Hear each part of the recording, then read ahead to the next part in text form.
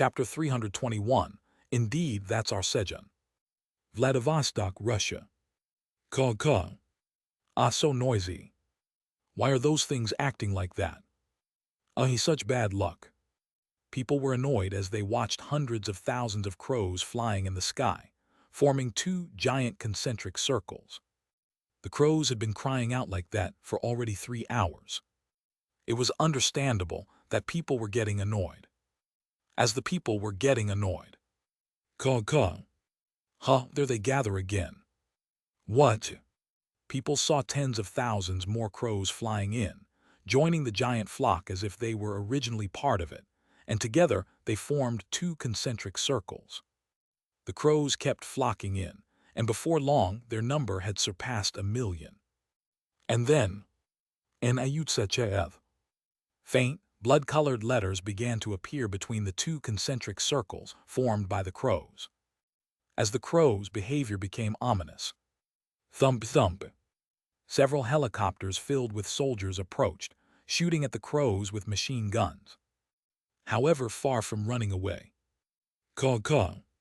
Some crows broke away from the flock and dove at the helicopters, attacking the soldiers. The crows, with their eyes turned blood-red, attacked the soldiers. Arg! A moment later. Boom bang! Helicopters crashed in the city center. Kayak! Run away! Seeing the abnormal behavior of the crows and the helicopters being taken down, people hurriedly fled the city. In the meantime, caw. The crows continued to draw the two concentric circles, and as the sky darkened, the blood-colored letters were completed. Then, whoosh! In the center of the middle circle, a chilling red eyeball appeared, peering out from the darkness. This dimension doesn't seem to be anything special. Blink! The red eyeball blinked in wonder, and then, drip! A single drop of red tear fell from the hole to earth, closing the hole. And then, swoosh! The red tear spread out, swallowing up all the surrounding crows. The crows turned into a giant black mass. Crackle! In an instant, this form changed into the second seed of the Apostles of Destruction, the Crow of Death, Halfas. Halfas had sent a fragment of himself to Earth to directly command the calamities. Sending a fragment to another dimension came with significant restrictions, so it was a very weak fragment. Of course, there was no one on Earth who could oppose a fragment of Halfas. Cuck, be honored to face the army led by me, the Crow of Death, Halfas. Come forth, calamities. With Halfa's words, dozens of small holes appeared around. Flap. Black locusts, their bodies entirely black, started pouring out. Done, Ajax, good job. Yep, Hyung. Sejun, having harvested all the pears, praised Ajax for his help. Turning around, Sejun saw 10,000 pears neatly placed on the dry ground to evaporate the moisture. The remaining 490,000 were, due to laziness, temporarily stored in Sejun and Theo's bag. We picked a lot. Sejun wore a proud expression. At that moment, your soul feels fulfilled. Your mental strength increases by 1. A message appeared. So this is when mental strength increases. Sejun roughly grasped when the soul becomes filled. It seemed that the soul gets filled after using tower farmer skills like harvesting or seed harvesting, feeling a sense of accomplishment or pride. But does mental strength also include in all stats? Suddenly curious if mental strength stat also increases due to the retrogressor effect, Sejun checked his stats. And then, mental strength 12,500. That's a pity. He confirmed that the special stat, mental strength, is not included in all stats. Just then, Kyung. Daddy Kyungi brought food. Thud. Kyungi appeared, his boat laden with fish. Kyungi discovered fish on his way upriver after meeting Flamey. Kyung. They looked delicious. Bang. He caught them by creating a shockwave in the water. I was getting hungry anyway. Good job, Kyungi. Tab. Sejun patted Kyungi's bottom as a form of praise. Kyuehe Kyung. Hehe, let's eat them quickly. All right, let's see what kind of fish Kyungi caught. As Sejun was about to check the fish Kyungi had caught. Pyu Hut, Chairman Park, these are rainbow trouts, meow. Rainbow trout is delicious when grilled, meow. Theo recognized the fish and spoke up, being an enthusiast of grilled fish. Then, all right, Vice Chairman Theo, I'll grill them for you. Pyu Hut, sounds good, meow. He only noted the latter part. After all, this was someone who believed grilled was the best way to enjoy any fish. A while later, guys, time to eat. Sejun called his companions over after preparing 3 dishes: grilled rainbow trout, spicy rainbow trout stew, and raw rainbow trout sashimi. Pyu Hut, Chairman Park's grilled fish is the best, meow. Kyuehe Kyung. Hehe, it melts in the mouth. Yum, delicious. Pili Pio. PFFFT, I like the peanuts fried by Sejun the best. Kaying. Everything he gives us is delicious. The 5 enjoyed Sejun's cooking. Clicking. Sejun also picked up his chopsticks to dip a piece of rainbow trout sashimi in soy sauce and ate it. Delicious. It was savory and tasty. However, it's getting a bit bland. After continuously eating the savory trout sashimi, he craved something spicy. So, slice. He hurriedly sliced some Xinjiang chili peppers, added them to the soy sauce, and ate them together with the trout sashimi. Crunch. Ah, this is it. Sejun smiled in satisfaction with the spicy taste when thud. Fenrir, having eaten 10 pieces of trout sashimi, struggled to walk over to Sejun and lay down in front of him. Kaying. My stomach hurts. Asking to be petted to help with digestion. Did our Blackie eat too much? Pad. Sejun petted Fenrir's belly as he ate the grilled fish and stew. After about 30 minutes of being petted by Sejun. Burp. Fenrir belched, growing slightly bigger. Then, Kaying. Great time for round 2. Thump. Fenrir headed back to eat more trout sashimi. However, empty. The plate that had held the trout sashimi was now clean. Kaying. What else is there to eat? Fenrir hurriedly checked the grilled and stew dishes. But, Kaying. Gone. All the other dishes had disappeared too. Fenrir's digestive speed was too slow for a second round. As Fenrir looked sadly at the empty dishes. Clicking. Sejun checked the pears he had laid out on the ground. But, they're still the same. Not a single drop of the pear's moisture had evaporated. It seemed a much drier climate was needed. Ajax, wanna try drying these? Yep, Hyung dry. At Sejun's words, Ajax used magic on the pears Sejun was holding. The moisture rapidly evaporated, causing the pears to shrivel. Shriveled pear. Quickly drying them with magic changed their name and removed the option to increase strength and stamina. This isn't it either. It seemed he would need to find or create a drying place later to evaporate the moisture. Let's take the pears and head back. Sejun and his companions prepared to leave for the 99th floor of the tower. And then, Kyung. We're off. Kyungi's boat flew towards the waypoint. A little later. Guys, get in. Upon arriving at the waypoint, Sejun put his companions into the void storage and then, clicking. The 81st floor of the Black Tower waypoint has been saved. He placed his hand on a red crystal to register the waypoint and then, moving to the 99th floor of the Black Tower. Return to the 99th floor of the tower. Red Tower, 51st floor.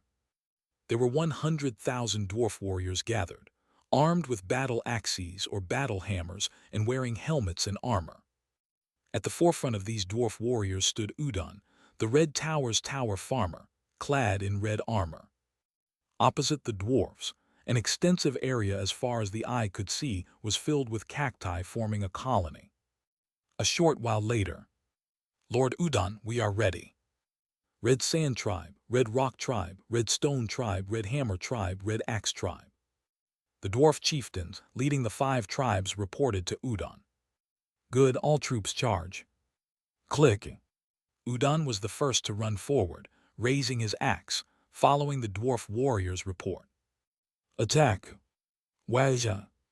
100,000 dwarf warriors followed behind him. The idea of a tower farmer leading the charge was a quite different atmosphere from the Black Tower. As the dwarfs charged, crunch, crunch, the cacti, which had rooted themselves in the ground to absorb moisture, uprooted and stood up. Uracha, giant's lumberjack strike. Udon, who had reached the cacti, raised his battle axe above his head and swung it down powerfully. Then, boom! A gigantic red axe, 10 meters in size, extended from the battle axe and fell towards the cacti. Waya die. Thud, thud. The dwarfs following Udon attacked the cacti. Swoosh, swoosh. The cacti shot their thorns at the dwarfs in retaliation, but ting, ting. They couldn't penetrate the armor and shields. Giant's axe strike. Die. Udon and the 100,000 dwarfs rampaged against the cacti. Since the cacti were weak, the battle ended in a few hours. Collect the cacti corpses and return. Yes. After the dwarfs returned. Crunch, crunch. Not long after, new cacti began to grow again. However, these cacti were different from before. Cacti that had evolved after fulfilling the conditions by desertifying more than half of the Red Tower. Whoosh! Instead of thorns, they spewed fire, and the surroundings began to heat up even faster. You have arrived at the 99th floor of the Black Tower. Upon Sejun's arrival at the 99th floor. Moo! Did you have a good trip, Sejunum? The Minotaur King, guarding the waypoint, greeted him. Yep, it was a good trip, guys, come out. Clank. Sejun replied and opened the void storage. Then, Chairman Park, I missed you, meow. Theo dashed out, leaping towards Sejun's face. However, I knew it. Click. Sejun raised his leg toward Theo and showed him his knee. It's my knee, meow. Swoosh. Slap. Theo, changing direction in midair, clung to Sejun's knee. Kueha kuang. Haha, it was delicious. Yippee, Sejun hyung, the storage was so much fun. Pio. Right. Meanwhile, other members of the party emerged from the void storage after snacking on roasted sweet potatoes and rice cakes, except for Fenrir, who had eaten too much to move. Kaying. Could someone move me? I can't move. Our Blackie overate again. Sejun picked up Fenrir to soothe his belly and then Toryung rode on Toryung to head back to the farm. Burp. By the time Fenrir belched, Master, we have arrived. They had arrived home. Yeah, thanks. Sejun thanked Toryung and got down to the ground. Let's try placing a few in the room. Click. The room had underfloor heating, which seemed ideal for evaporating the moisture from the pears. After Sejun placed 10 pears in the room and left. Grandpa Tyr, these are called pears, and they say it tastes better when the moisture is evaporated. Ajax was seen explaining to Tyr. Tyr, who was keeping an eye on Theo, came over when Ajax took out a new crop from the void storage, curious to see. Really? Tyr examined the pear.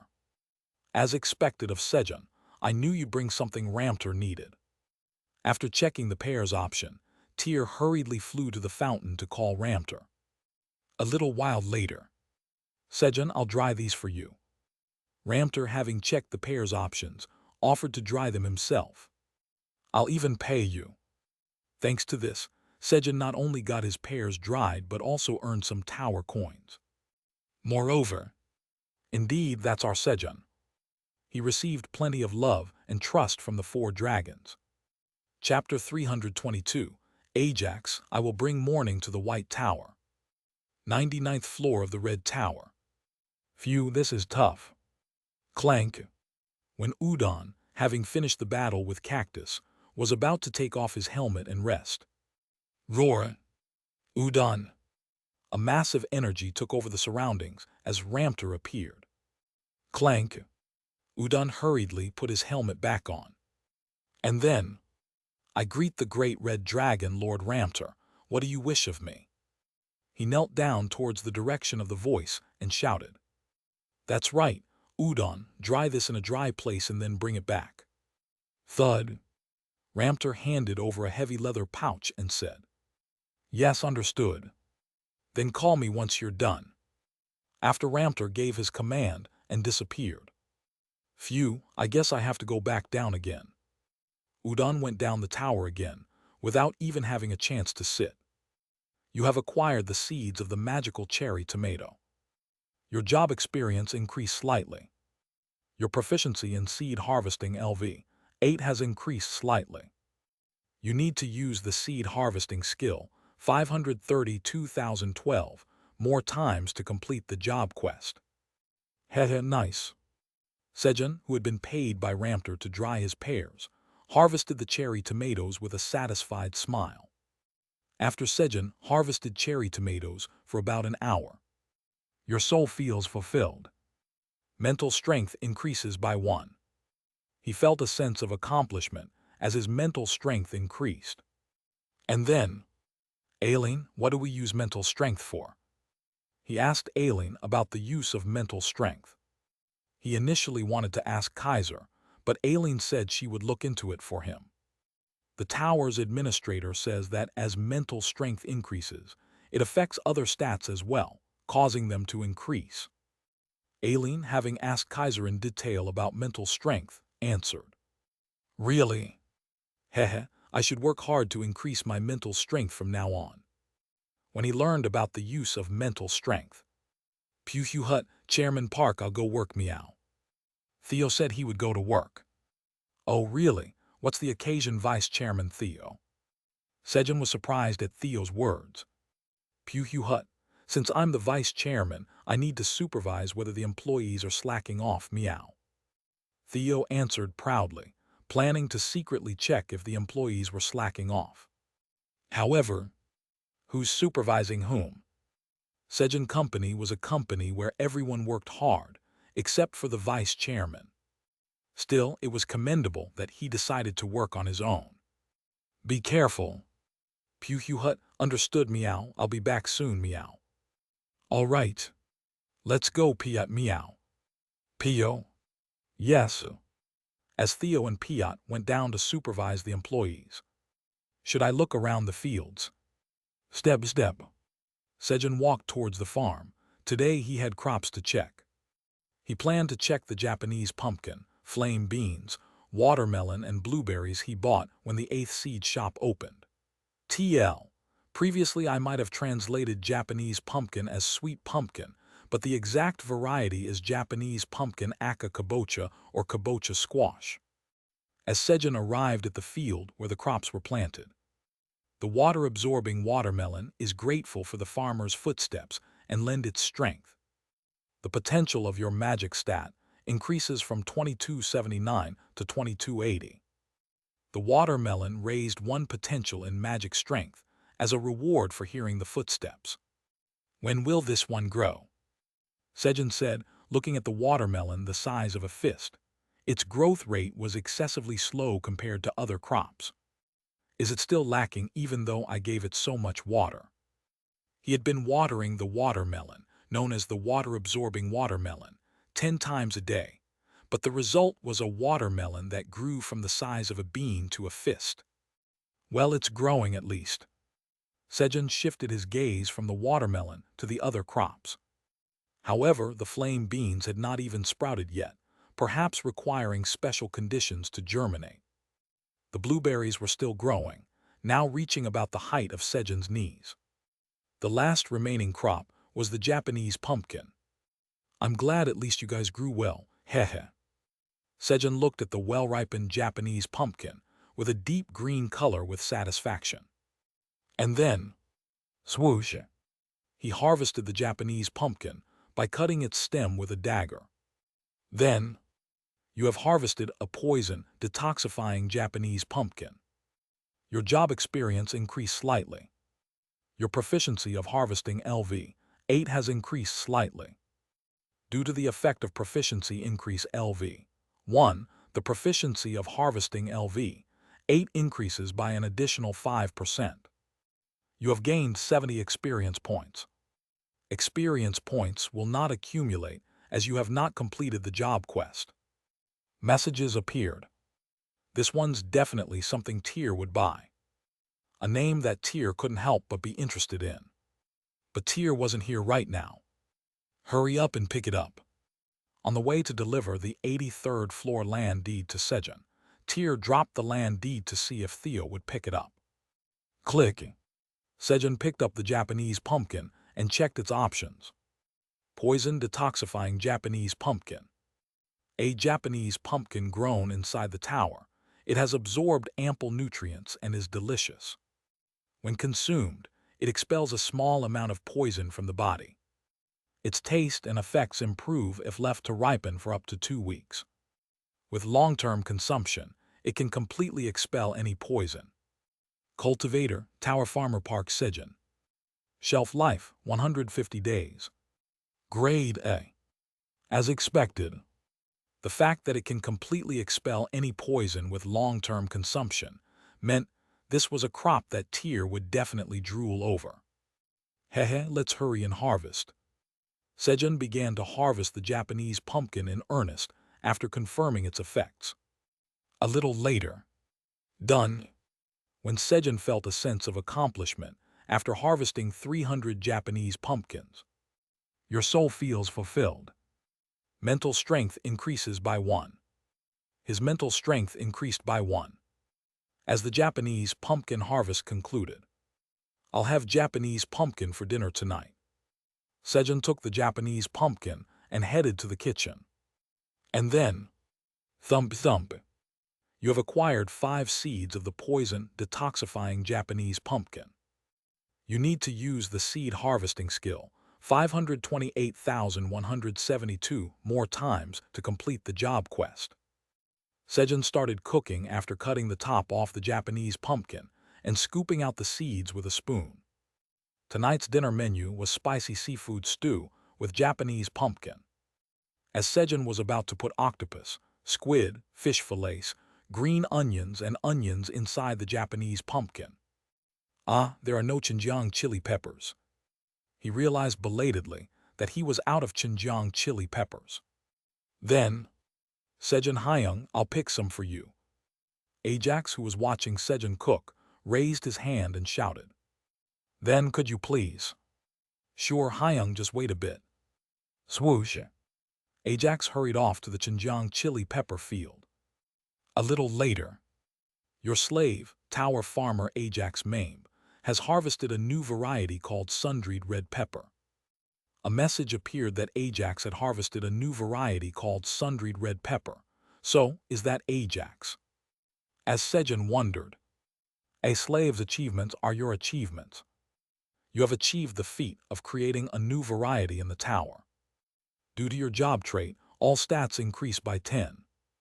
A message appeared clarifying Sejun's doubts, indicating that Sejun had obtained the exclusive cultivation rights to the sun-dried red pepper harvested by Ajax. And then, Sejun Hyung, I harvested this. Ajax, happy to have been of help to Sejun, flew over with a red pepper in his cute hand. That's great, well done.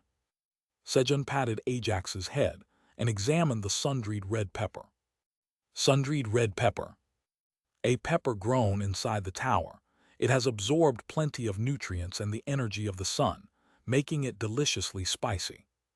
When consumed, if exposed to sufficient light, one of the stats randomly increases by 5. Cultivator, Tower Farmer Park Sejun. Shelf life, 150 days. Grade A. Oh, it has good options. Sejun Hyung, I did well, right? Yes, you did well. Pop pop. When Sejun was patting Ajax on the back and praising him. You have obtained a clue that could lead to a great achievement. A quest has been initiated. Quest, cultivate 10,000 sun-dried red peppers and bring them to the White Tower. Then, you will be able to find the sealed location of the sun within the White Tower. Reward: 5 drops of harvest elixir. A quest message appeared in front of Sejun. 5 drops of harvest elixir. The reward is too good. Ajax, I'll bring morning to the White Tower. Ajax, but what about the Xinjiang chili peppers? First, let's eat. All right, I'll bring it quickly. With that, Ajax brought the Xinjiang chili peppers, and Sejun stir-fried the pre-prepared dish one more time and seasoned it. Then he placed the stir-fried seafood inside the Japanese pumpkin and put it in the oven he had made for pizza. While the Japanese pumpkin seafood stew was being completed. Aha, you're here. Kueha kyuang. Haha, it smells delicious. Is it already dinner time? Kyuangi and Veronica, attracted by the smell of the food, entered the kitchen and click, sat down at the dining chairs. Kaying. Delicious smell. Fenrir also entered the kitchen and settled down in front of his bowl marked Blackie. 30 minutes later. You have achieved the feat of making the first spicy seafood stew with Japanese pumpkin in the tower. The recipe for spicy seafood stew with Japanese pumpkin is registered in Cooking LV 8. Your proficiency of Cooking LV 8 has increased slightly. The cooking was completed. Click. Sejun placed a Japanese pumpkin on each of their plates and said, "Let's eat." Click. As he opened the lid of the Japanese pumpkin. Click. Kyuangi, Ajax, and Veronica also followed Sejun, opening the lids of their Japanese pumpkins and started eating the seafood stew. Then, Kaying. Me too. Fenrir barked loudly, asking for his meal as well. All right, here. When Sejun cut the Japanese pumpkin, wrapping the seafood stew, and gave it to Fenrir. Chomp. Kaying. Delicious. He started gobbling it down eagerly, going to eat quickly and get ready for round 2. While everyone was enjoying their delicious dinner. Meow. Pio. Theo and Piot were humming a tune while heading towards the 99th floor entrance of the tower. And then, meow. Theo found the land deed that Tyr had thrown in advance. Hut found something good, meow. Swoosh. Of course, Theo picked up the land deed. Meow. Pio. They moved again, humming a tune, and that's it. Finally, Tyr, having delivered the 83rd floor land deed to Theo, returned to the fountain with a smile. Thus, Sejun's 370th day in the tower came to an end. 53rd floor of the Red Tower. But how did Lord Ramter obtain crops from the Black Tower? Udon, having checked the option of the pear inside the leather pouch, spoke with curiosity. As far as he knew, all dragons don't usually give and take things from each other. They think that if another dragon gives them something, it means they are being looked down upon. Could such dragons exchange such insignificant crops? It was unthinkable by Udon's common sense. Well, it was different since it wasn't a dragon-to-dragon trade, but a trade between a dragon and Sejun. But this is really fascinating. Udon said, looking at the pear. It was his first time seeing such a crop that emits water in a dry place. Should this level of dryness be enough? Udon had just arrived in an area that was becoming a desert. Click. He began to take pears out of the leather pouch and place them on the ground.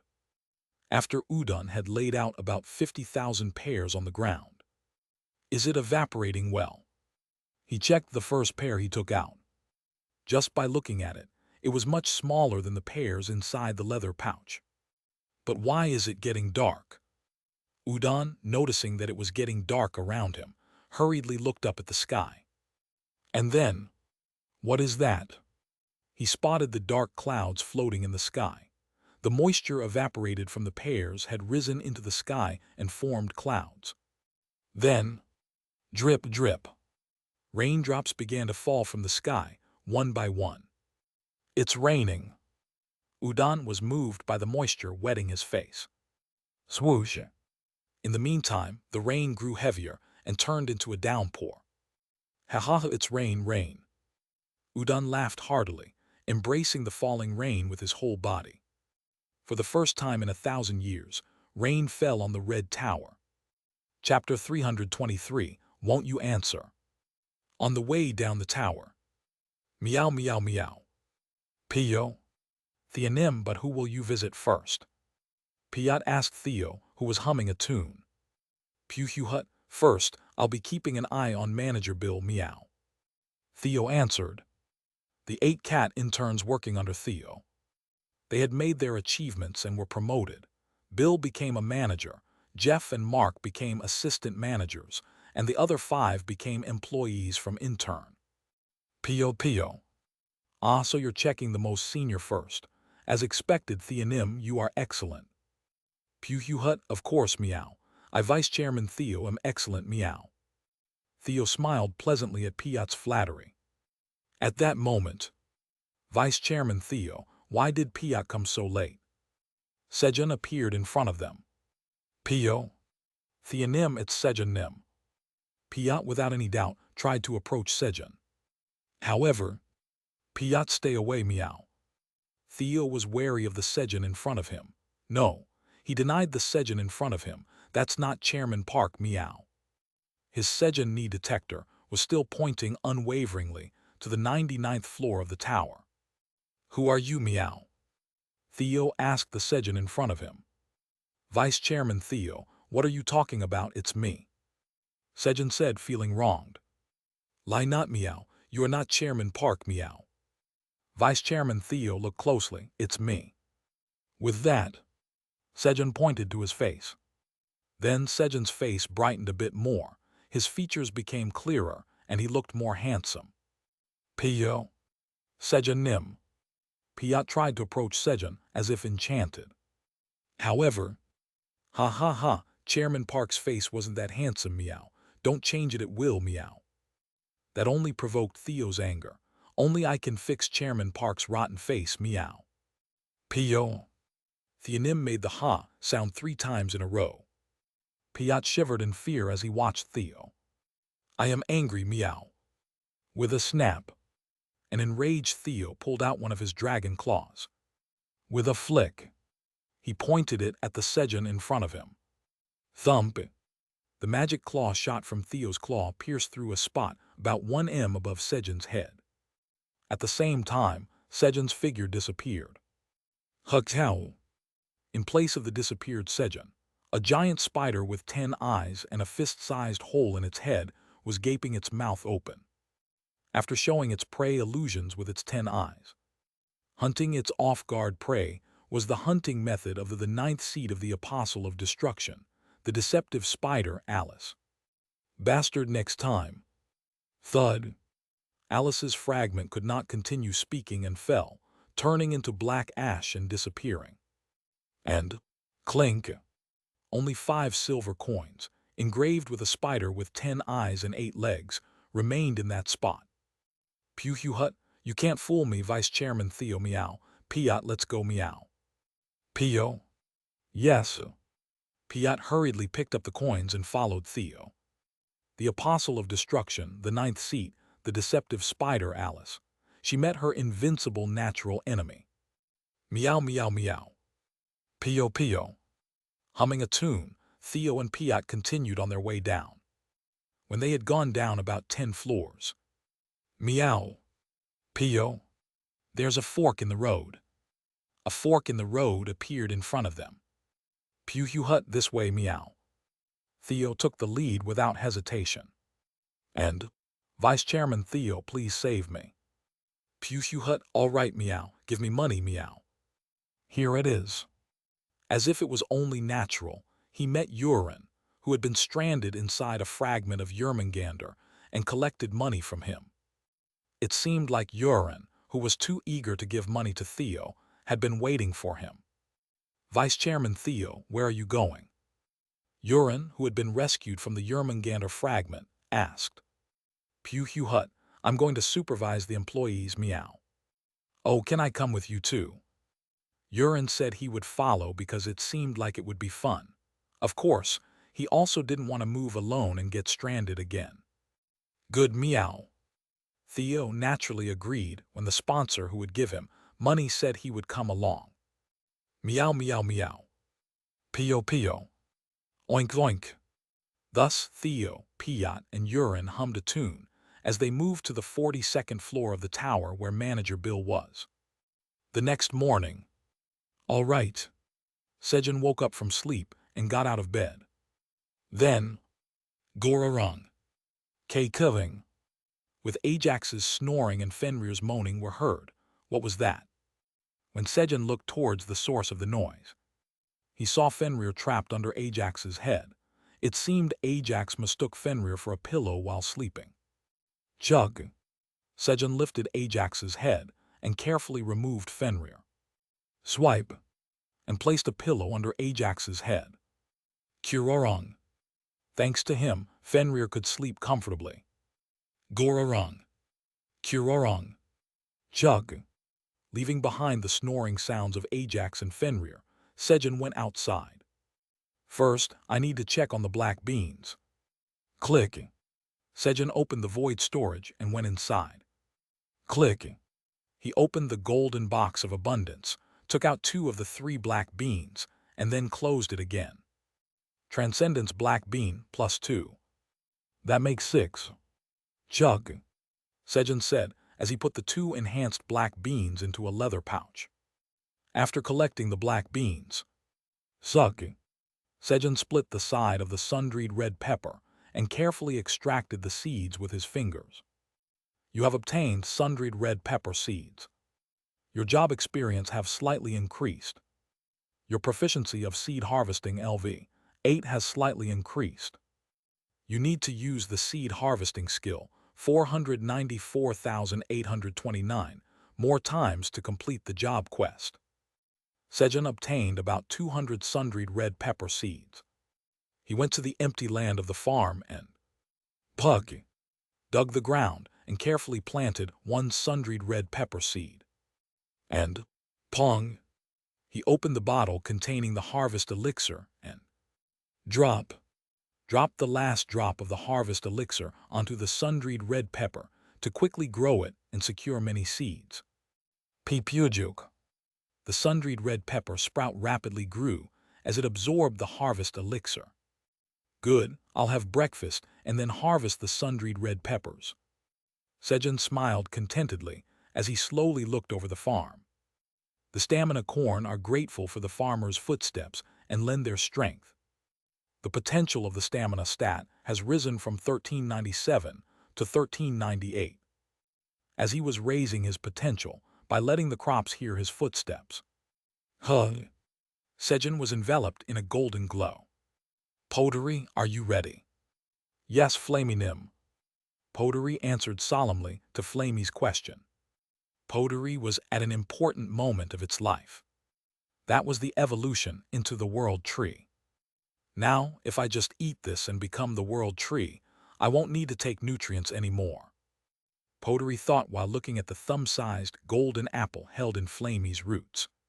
For Pottery, not having to take nutrients anymore was more important than becoming the world tree itself. Okay, here I go. Yes.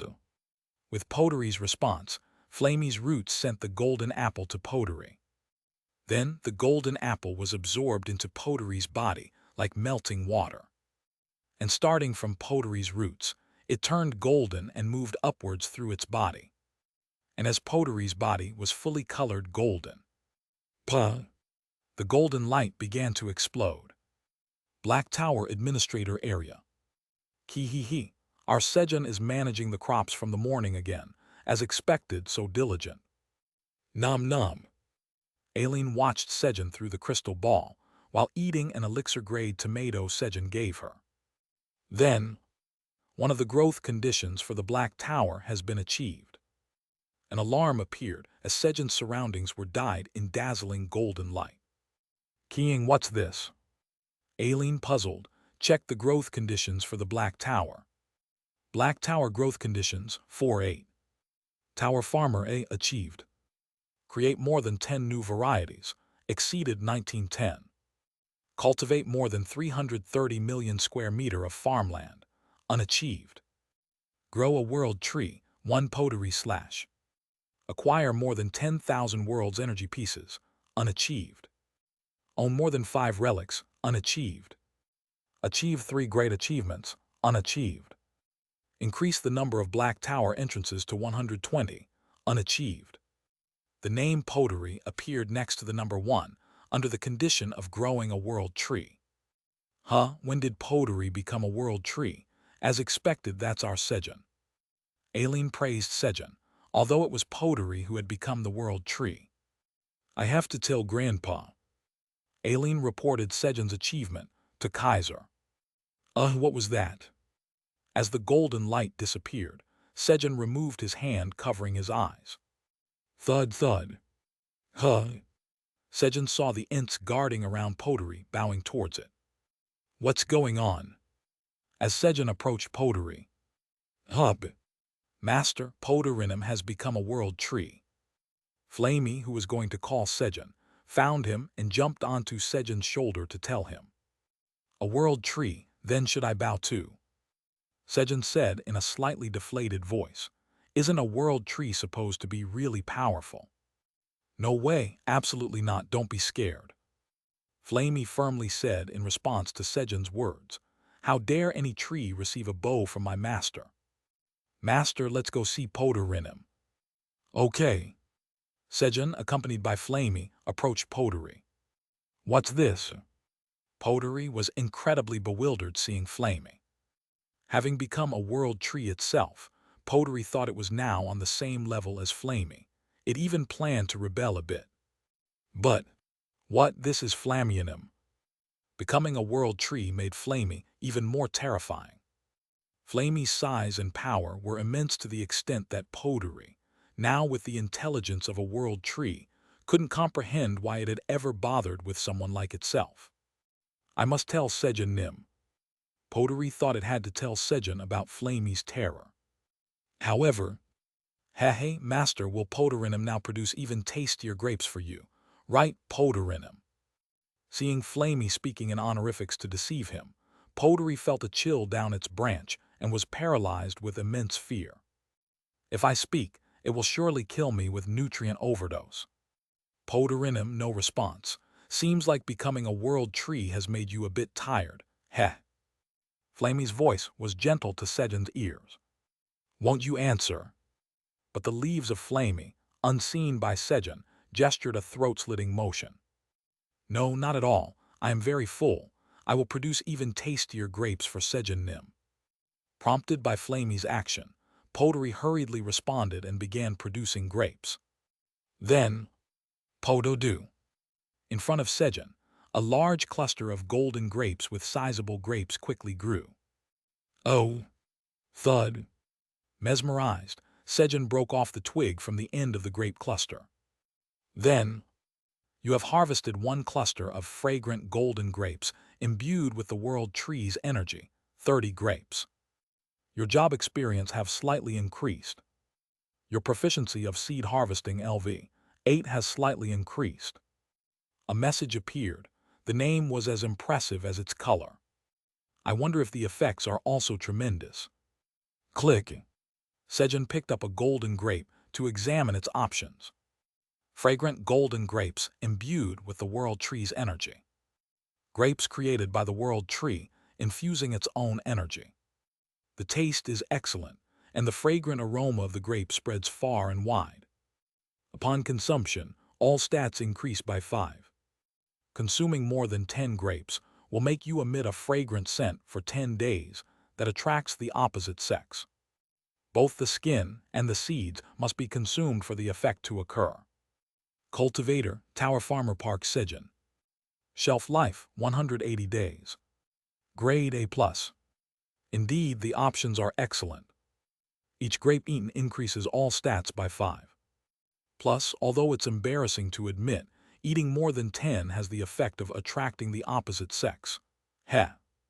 For Sejun, who had never been popular in his life, it was an ability he wanted to experience at least once. Then, The tower's administrator says to absolutely prevent Sejun from eating more than 10 grapes. Kyung, Daddy will only eat 9. Sejun Hyung is only allowed to eat 9. Kyungi and Ajax, tasked with a special mission by Aileen, quickly flew towards Sejun. Chapter 324. Heh, I have my ways. The tower's administrator is furious, asking who would put such an effect on grapes. Aileenim, I apologize. I will be careful next time. While Pottery was being scolded by Aileen. Heh, delicious. Kyung. Heh, they're really sweet. Yuhei, this is really tasty. Sejun, Kyungi, and Ajax were enjoying the golden grapes created by Pottery, eating 6 each fairly.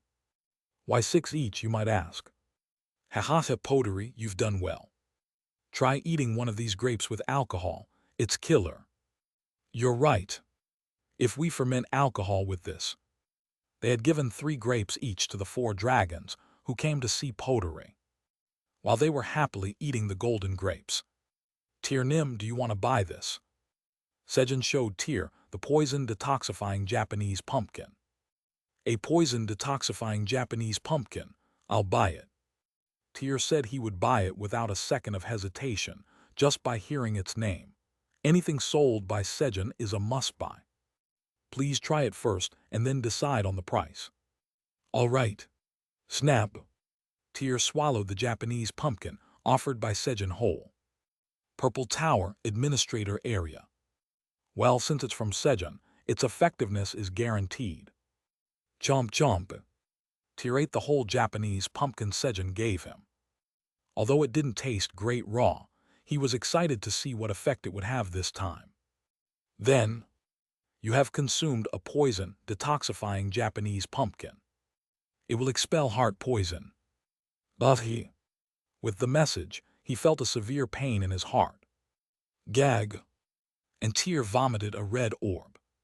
Then, oh, the size of the heart poison is halved. Tyr was delighted to see the size of the heart poison residing in his heart had reduced. The red orb he just spat out was part of the nasty heart poison that had been attached to his heart. It was possible to reduce the size of heart poison to a certain extent with detoxifying green onions, but not to remove it completely. If I reduce the size of heart poison with detoxifying green onions and then eat this pumpkin, it was possible to completely cure the heart poison. I guess I'll have to pay more than 1 billion tower coins each for these pumpkins. If it could remove heart poison, money was no object. Then I should start gathering money. Tyr hurriedly called the purple dragons to earn money. The purple dragons went out of the tower to extinguish the red mist far away, earning tower coins. In the past, there was a lot of red mist just a little way out of the tower, but these days, the competition was fierce. And naturally, the competition was only among the black, white, red, and purple dragons. Master Sejun likes these grapes. I'll give you more nutritional supplements, so make more grapes. Flamey, seeing Sejun enjoying the golden grapes, handed a ton of nutritional supplements to Pottery. What, more nutritional supplements? Pottery was shocked to see about 100 nutritional supplements.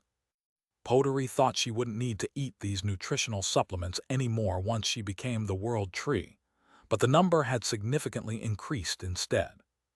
But Pottery was too scared of Flamey to rebel. Yes, since I'm making them, I should make delicious grapes for Sejun Nim. While Pottery was absorbing the nutritional supplements, you have achieved the feat of removing heart poison with a poison detoxifying Japanese pumpkin. As a reward for achieving the feat, the growth speed of poison detoxifying Japanese pumpkin increases by 10 times for a week. An achievement message appeared in front of Sejun. The pumpkin had the desired effect. But to increase the growth speed by 10 times, this isn't the time to just sit around. Bouncing up, Sejun hurriedly ran to the farm. And slice.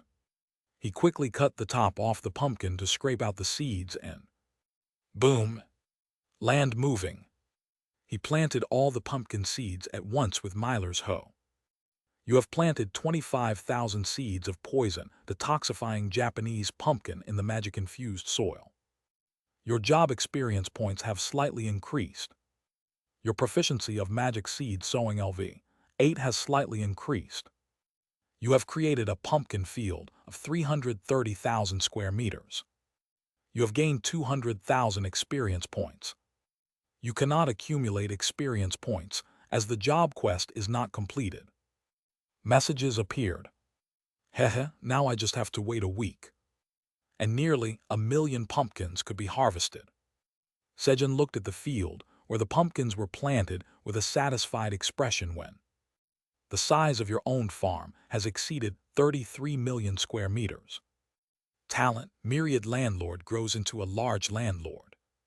Suddenly, the size of the land managed by Sejun exceeded 33 million square meters, and his talent grew. A large landlord. Sejun checked his talent in surprise. Talent, large landlord. This acquired talent is only available to farmers who own over 33 million square meters of farmland. Can designate up to 100 farm managers to manage the farm on behalf of the landlord. Can designate up to 1,000 guards to protect the farm. You receive 50% of the experience points from enemies defeated by the guards within 10 km of the landlord. Can designate an unlimited number of tenant farmers. Tenant farmers can use the landholder's farming skills. The landholder receives a 10% skill proficiency reward when a tenant farmer uses their skill. Talent grows as the size of the farm increases. Well, the talent increased and all the numbers went up. The biggest change was the removal of the limit on the number of tenant farmers. Until now, the limit on tenant farmers had prevented Sejun's farm from growing rapidly. Basic tasks like making fields, watering, and pruning could be done by anyone.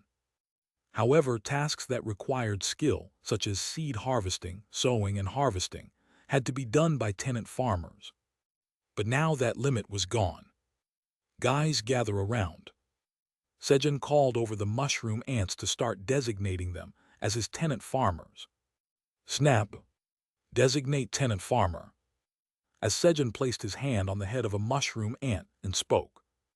You have designated it as the 1022nd tenant farmer. Quick! The mushroom ant, now a tenant farmer of Sejun, was incredibly happy. Soon after, all the mushroom ants on the 99th floor of the tower became tenant farmers. After designating the tenant farmers, Sejun said, "Time to harvest the sundried red peppers." After going to the place where he had planted the sundried red peppers and harvesting them, you have obtained sundried red pepper seeds. Your job experience points have slightly increased. Your proficiency of seed harvesting LV8 has slightly increased. You must use the seed harvesting skill 411,567 more times to complete the job quest. He started seed harvesting. You have created a carrot field of 33,000 square meters. You have gained 20,000 experience points.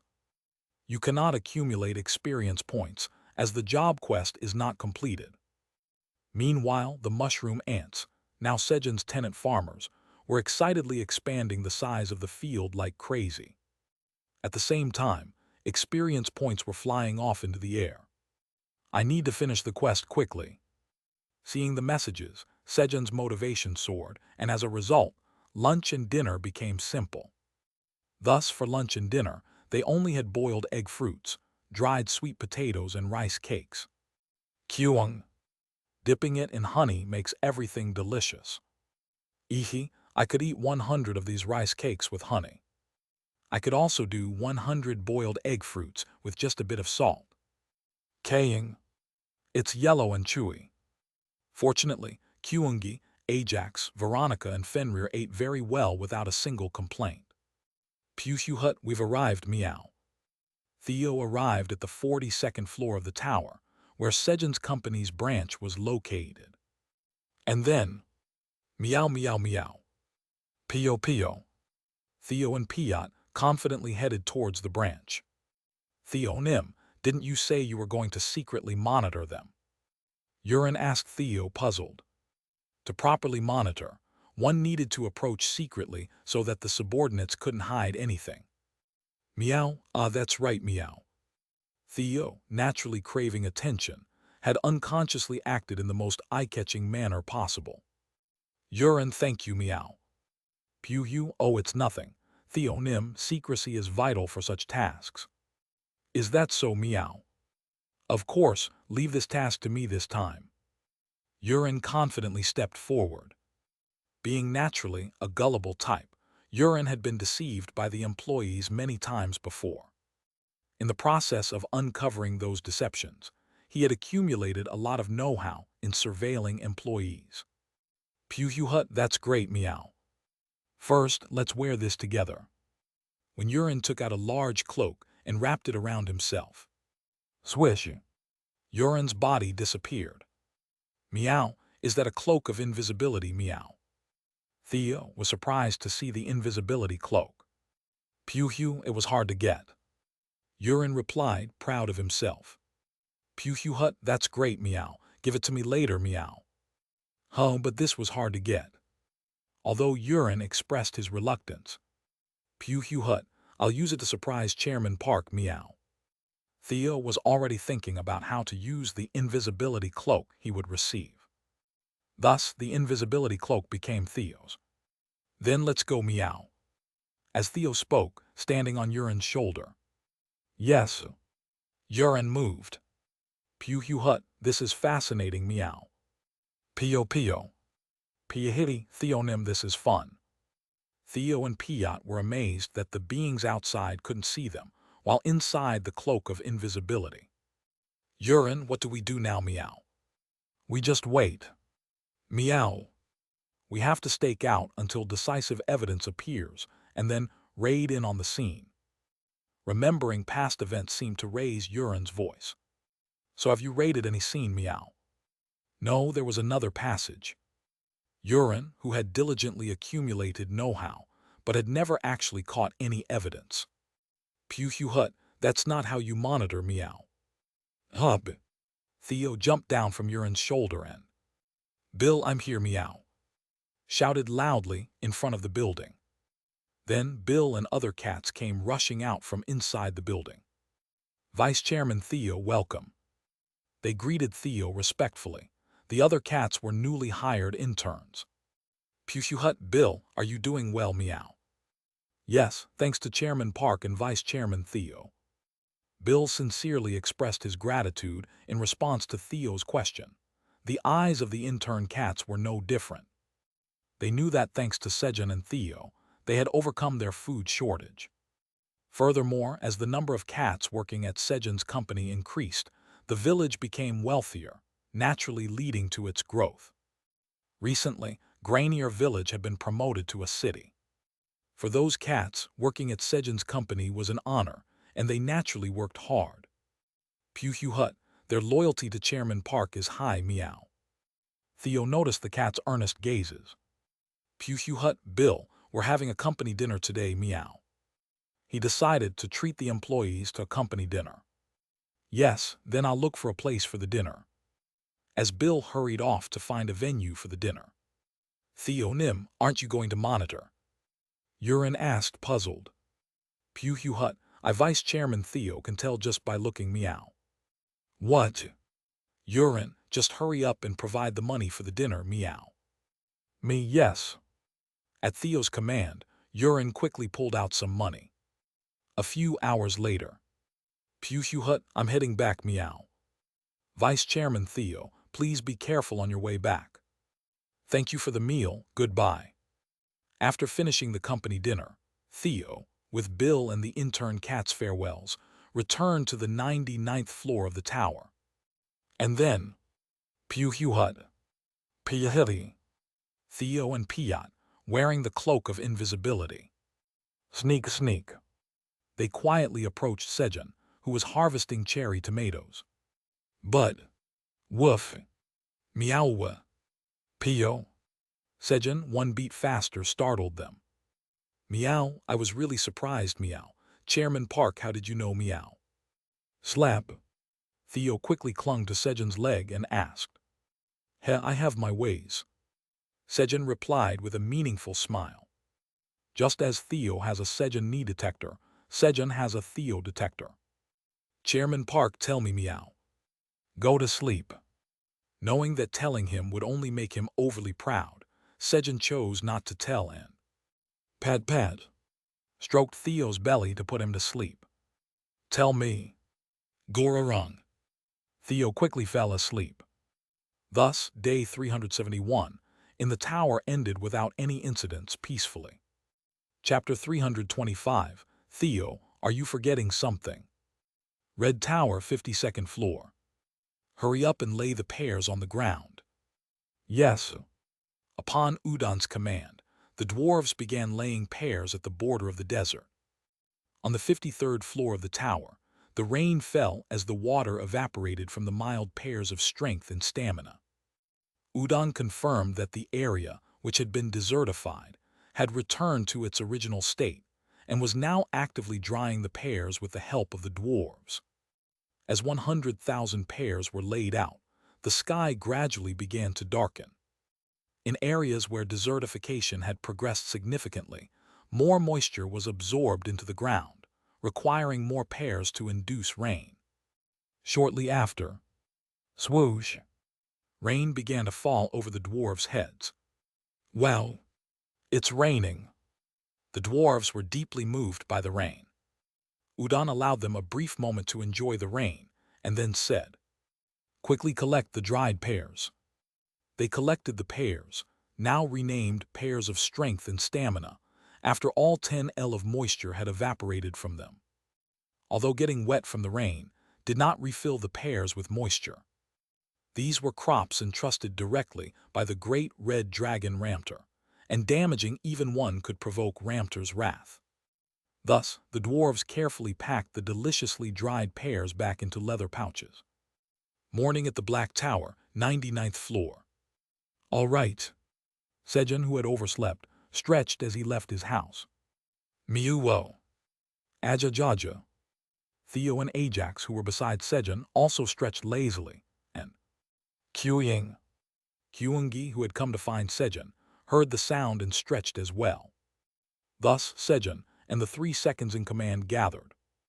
Okay, let's talk about what each of us will do today. Sejun said in a serious tone. Puhyuhut, I Vice Chairman Theo will be with Chairman Park's knee meow. Kyung. Kyungi will go look at herbs and then eat something delicious. Ihi, I'm going to plant sundried red pepper seeds and eat something yummy. The 3 shared their plans for the day. Nothing special, but that was to be expected. However, today I'm going to do something incredibly important. Sejun suddenly made a bombshell declaration. Meow, what is it, meow? Kyung. What? Sejun Hyung, tell me. The 3 looked at Sejun with curious eyes. That is, germinating flame beans. Sejun planned to take the flame beans, which wouldn't sprout no matter what he tried, to Ramter and ask him to scorch them strongly. Puhyuhut, I don't know what that is, but do your best, meow. Kyung. Daddy, I'm hungry. Hyung, I'm going to see Grandpa. Of course, the 3 weren't very interested. Naturally, sprouting flame beans sounded boring just by hearing about it. So, after eating breakfast and attaching Theo on his leg, Sejun went to find Ramter. Ramternim, hello, As Sejun was about to start talking to Ramter. Sejun, you came at the right time, take this. Ramter opened a leather pouch to show the pears inside. Udon had brought 50,000 pears that were first dried. Pears of strength and stamina. They seemed to be properly dried from their name. Here, this is the payment for having 500,000 pears dried as promised. Ramter also handed over a money pouch, along with the pouch containing the pears. Inside the money pouch were 50 billion tower coins. 100,000 tower coins per pair. Since the pears didn't disappear and became tastier, and he even received money for them, it was a complete win for Sejun. Ramternum, thank you. Fahaha, bring me more pears next time. Yes. Hehe, of course. Sejun answered with a smile. And then, Ramturnam, could you please look at this? Sejun presented the flame bean, which was his original purpose, to Ramtur. Flame bean, why are you showing this to me? Ramtur looked at the flame bean, puzzled. Was this meant for him to eat? No, it's not sprouting because it might need specific conditions. Could you please try burning it with your fire? Well, it's not impossible, but you know it might turn into ash. It's okay. I've tried burning it with my fire, but it didn't burn. Really, if you Sejun say so. Whoosh! Ramtur began to burn the flame bean with his fire, using only a tiny fraction of his power. Although Sejun said he had tried burning it, the fire Sejun used and the fire Ramtur used were of a different caliber. It was almost like the difference between a firefly and the sun. Ho, it's withstanding it. Whoosh! Surprisingly, the flame bean, living up to its name, withstood Ramtur's fire. Shall we see if it can withstand this much? Whoosh! Ramtur gradually increased the firepower. Whoosh! The fire grew stronger. And then, crack! The flame bean slightly cracked open. It wasn't the surface burning and hardening, it was different. Peek! Because a red root had emerged from inside. Pop! The flame bean actively absorbed Ramtur's fire and began to open up widely. I've also tried burning it. Sejun spoke in a disappointed tone, looking at the sprouted flame bean. Now, even a bean seemed to be ignoring Sejun. A moment later. I guess this is enough. Ramtur, with a proud voice, handed the fully sprouted flame bean to Sejun. Ha ha ha, this is how great I am. Yes, thank you. And so, when Sejun planted the flame bean that had germinated with Ramtur's fire in the ground, Ramtur silently watched Sejun, precisely the leather pouch filled with pears. Is there no gratitude? Ramturnam, would you like some pear? If you're offering Sejun, I'll have one. Crunch, crunch. Sejun began peeling the pear under Ramtur's intense gaze. Then, wait, what's this sound? Yeah, what's being peeled? Seems like there's some smell too. Dragons, who had been watching nearby pretending they hadn't noticed anything, awkwardly approached with their scripted lines. Come and have some together. Ha, shall we? At Sejun's invitation, 3 dragons quickly flew over. Chomp chomp, and began eating the pieces of pear Sejun had cut. Delicious. Expected of Sejun. Ha, know that it's thanks to me. What do you mean thanks to you? It's thanks to Sejun. Despite their bickering, the dragons enjoyed the pears amicably. After a while, craving alcohol after eating the pears, the dragons went off to drink again, taking 10 peeled pears with them. And as the dragons left, gulp, Sejun also peeled a pear and took a big bite. Crunch, the crisp sound and the chewy texture of the pear's flesh. And the sweet juice, it was delicious. But something was lacking. It's not cold. Sejun preferred his pears cold. So, ice cube. He froze the pear with ice to make it cold. Crunch, and took another bite. Cold. As expected, cold pears indeed taste better. Sejun quickly finished off a pear. You have consumed a pear of strength and stamina. Strength and stamina increase by 1 each. And then, time to finish the quest. Sejun sat in the front yard of his house and began seed harvesting. Thanks to his diligent seed harvesting until the night before, he only needed to do it 100,000 more times to complete his job quest. I'll finish the quest today. Sejun began harvesting corn seeds with determination. Black Tower, 79th floor. Chirp, caw, tweet. As the flowers of the giant tree bloomed, baby birds hatched and take care of the children. Adult birds gathered the chicks and took them to Ebro, the capital of Kav. And then, little Flamey, you've worked hard. Here, take this nutritional supplement. Flamey handed a nutritional supplement to the tired little Flamey after hatching the birds. Thank you, Flamionim. Little Flamey gulped down the nutritional supplement after receiving it. Little Flamey was currently working hard to incubate more birds to restore the reduced bird population. Thanks to this, the kingdom of Kav was quickly regaining its former glory. Without Flamey's nutritional supplements, this would have been impossible. Flamianim, the supplements are so delicious. Slurp, slurp. So, little Flamey diligently sucked on the nutritional supplement. I'm hungry. Before long, little Flamey had finished the supplement and was looking pitifully at Flamey. Right, our little Flamey eats well, eat more. Flamey happily handed another supplements to little Flamey, amused by the reaction, unlike the grumbling Pottery. Our little Flamey eats so well. While Flamey was fondly watching little Flamey enjoy the supplements. You dare ignore our Sejun's fire. You dare to ignore the fire of our Sejunim. Hey, the world tree, Lady Pottery, I'm speaking to you and you're ignore me. Pottery was trying to scold the newcomer Flame Bean, who couldn't even speak yet. Late afternoon. Plug plug. You have obtained a stamina corn seed. Your job experience points increase slightly. Your proficiency of seed harvesting LV8 has slightly increased.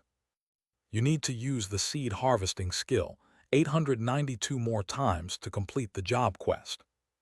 It's almost done now. Seeing the few numbers left, Sejun pressed on. And then, you have completed the job quest. As a quest completion reward, level 71 is unlocked. As a quest completion reward, you have acquired 10 million tower coins.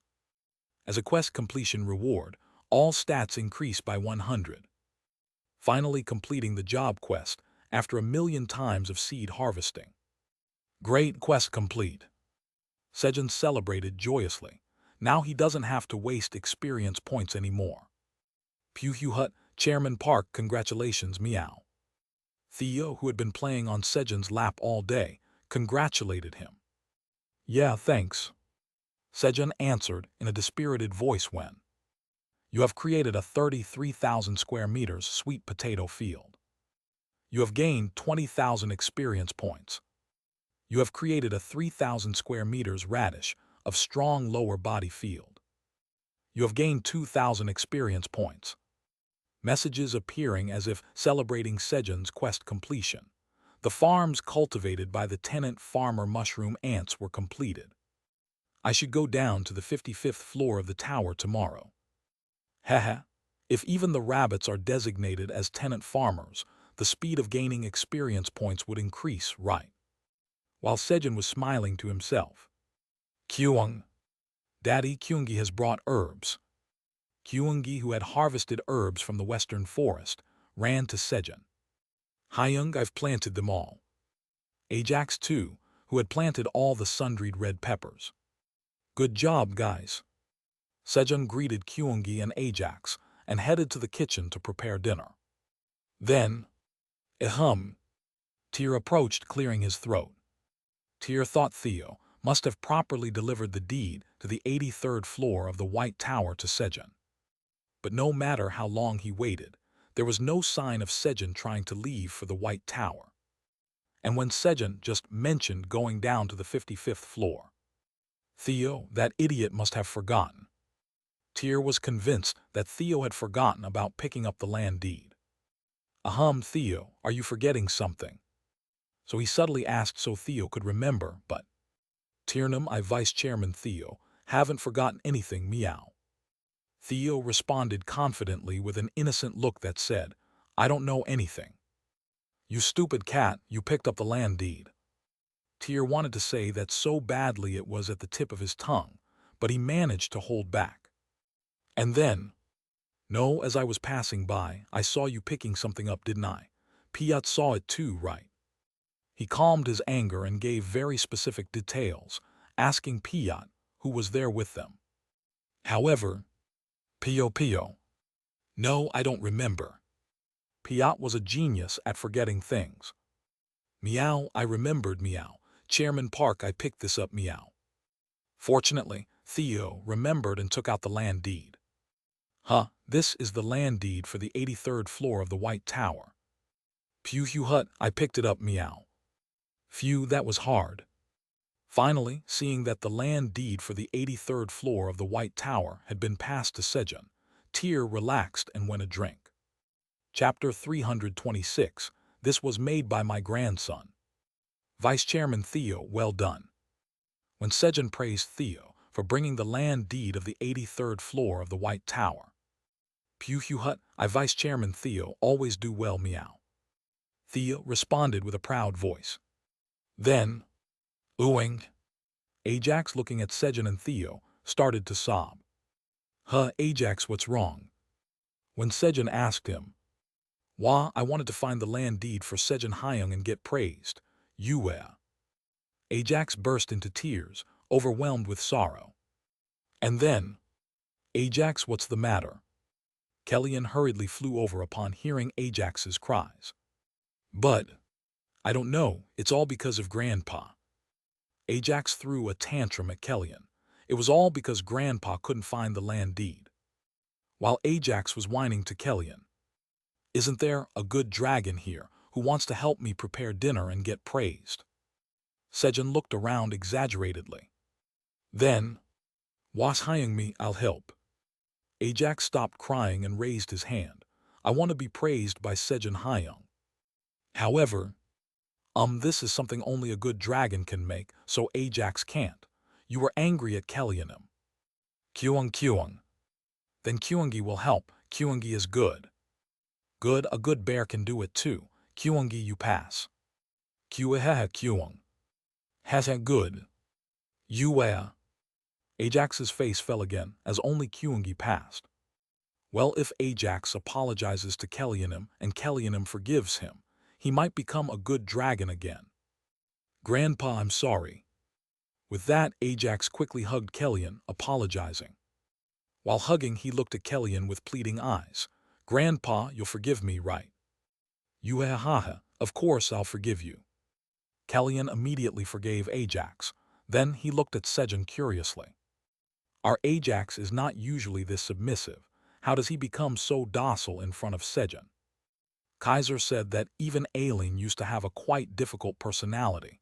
It was really a mystery. As Kellyan was marveling at Sejun. Hyung, now I'm a good dragon. Yes, now you're a good dragon, then help me out. Okay, Hyung. Sejun took Kyungi and Ajax to the kitchen. And then, clang. He opened the void storage and took out the locust meat. He thought it was all eaten, but there was some hidden under other crops. Theo, please mince this. Phew hut, understood meow. Clack. Dada. As Theo diligently minced the locust meat. Kyung. What should Kyungi do? Hyung, what can I help with? Kyungi and Ajax, eager to help and get praised, asked Sejun anxiously. There's nothing for now, so just sit here and wait a bit. Sejun said, placing a plate and flour on the table. After a while. Phew hut, all done meow. Good job. After Theo finished mincing the locust meat, Sejun added salt and pepper to season it. Kids, now you just need to make it like this. He showed Kyungi and Ajax how to make the minced meat into dinosaur shapes. It was Yongari chicken. TL.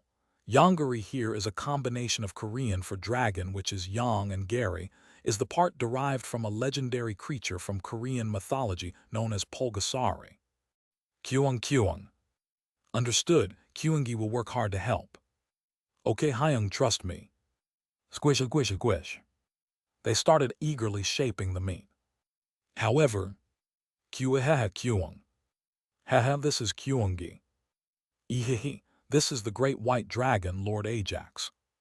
Soon, the two were no longer focused on helping Sejun, but were happily playing instead. These rascals are having a good time. Sejun didn't expect much from the two. Honestly, he just wanted them to have fun. Then, tada, how is it, Vice Chairman Theo? Sejun showed Theo what he made with the minced meat. Meow, who is this ugly cat meow? It's you, Vice Chairman Theo Chicken. Meow, my face isn't ugly like that meow. Why, 2 ears, round face, it's somewhat similar. No, it's not meow. You don't have artistic sense at all. Sejun, who would claim 2 dots on a circle as a person with his art skills, talked about artistic sense. Then Sejun started making Piat, Golden Bat, and Flamey as well. Of course, none of them resembled the originals. Finally, when it came to making Iona chicken, oh, we're out of meat. The large amount of meat was gone. Kyung. Kyungi is bigger. No, I'm bigger. Because Kyungi and Ajax had used up all the minced meat trying to make themselves bigger. Hey, if you make it too big, it won't taste good. Kyung. Making it big makes it taste bad. That's not good. Hearing Sejun's words, the two quickly removed some of the meat, and in no time, fist-sized Kyungi chicken and Ajax chicken were completed. You two should also make Kellyan chicken and pink fur chicken, and give them as gifts. Kyung. Understood. Yes, Hyung. While the two were making pink fur chicken and Kellyan chicken. Hehe, it's done. Sejun also completed the Iona chicken, and the rest he made into Yongari chicken. Then he coated them with flour, egg wash, and breadcrumbs in 3 layers, applied oil on the surface, and baked them in the hearth oven. By the way, the breadcrumbs were made by grinding up the bread Theo had brought from the black market. It seemed like he accidentally took someone's meal in the process, but it turned out to be handy. While the chicken was baking, guys, thanks for helping. Pang pang. Sejun patted Kyungi and Ajax's butts, praising them. Kyuhehe. Ihehe. The two were satisfied with Sejun's praise. A little later. Guys, let's eat. Chug. As the chicken baked well in the oven, Sejun took it out. It's delicious if you dip it here. Sejun took out the tomato sauce and placed it on the table. Pug. Following Sejun's words, Kyungi and Ajax enjoyed the chicken they made, dipping it in the sauce. Kyuhehe Kyung. Hehe, delicious. Ihehe, delicious. It's really good.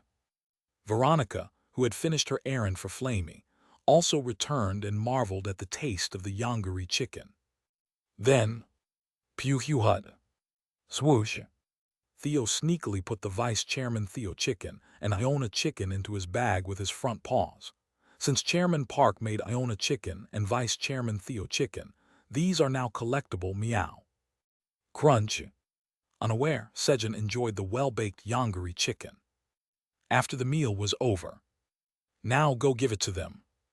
Kyung. Understood. Yes, Hyung. Kyungi and Ajax took the chicken they made to Pink Fur and Kellyan. Kyung. Mom, Kyungi made this. Kyung. Looks delicious, let me try it. As Pink Fur was about to put the chicken in her mouth, she felt Kyungi's gaze. Drool. Kyungi was looking at her, drooling. Mom, Kyungi wants to eat it together. Kyung. Shall we share? Kyung. Great. Pink Fur and Kyungi shared the chicken happily and fell asleep. Grandpa, I made this for you. Ajax approached Kellyan and handed him the chicken he made. This is supposed to be me. Kellyan was perplexed by the chicken that barely resembled a dragon if you squinted hard enough. Yes, it's Grandpa. Look, there's even your name here. Ajax pointed to the name written on the chicken with tomato sauce, confidently responding. It seemed even he knew it didn't resemble Kellyan, so he had scribbled Kellyan's name on it with tomato sauce. Yuhaha, thank you. Try it quickly, it's delicious. Grandpa isn't hungry right now, so I'll eat it later. Okay, then eat it later, I'm going to sleep now. Good night, Grandpa. As Ajax bowed 90 degrees and greeted him as Sejun had taught. Okay, sleep well. Kellyan barely managed to respond, clutching his heart. After Ajax left. Permanent preservation. Kellyan cast a top-tier preservation spell on the Kellyan chicken. And then, Yuhaha, look at this, my grandson made this for me. He began to brag to the other dragons about the chicken Ajax made. As the night deepened in the Black Tower. Clang. We're going to the White Tower tomorrow.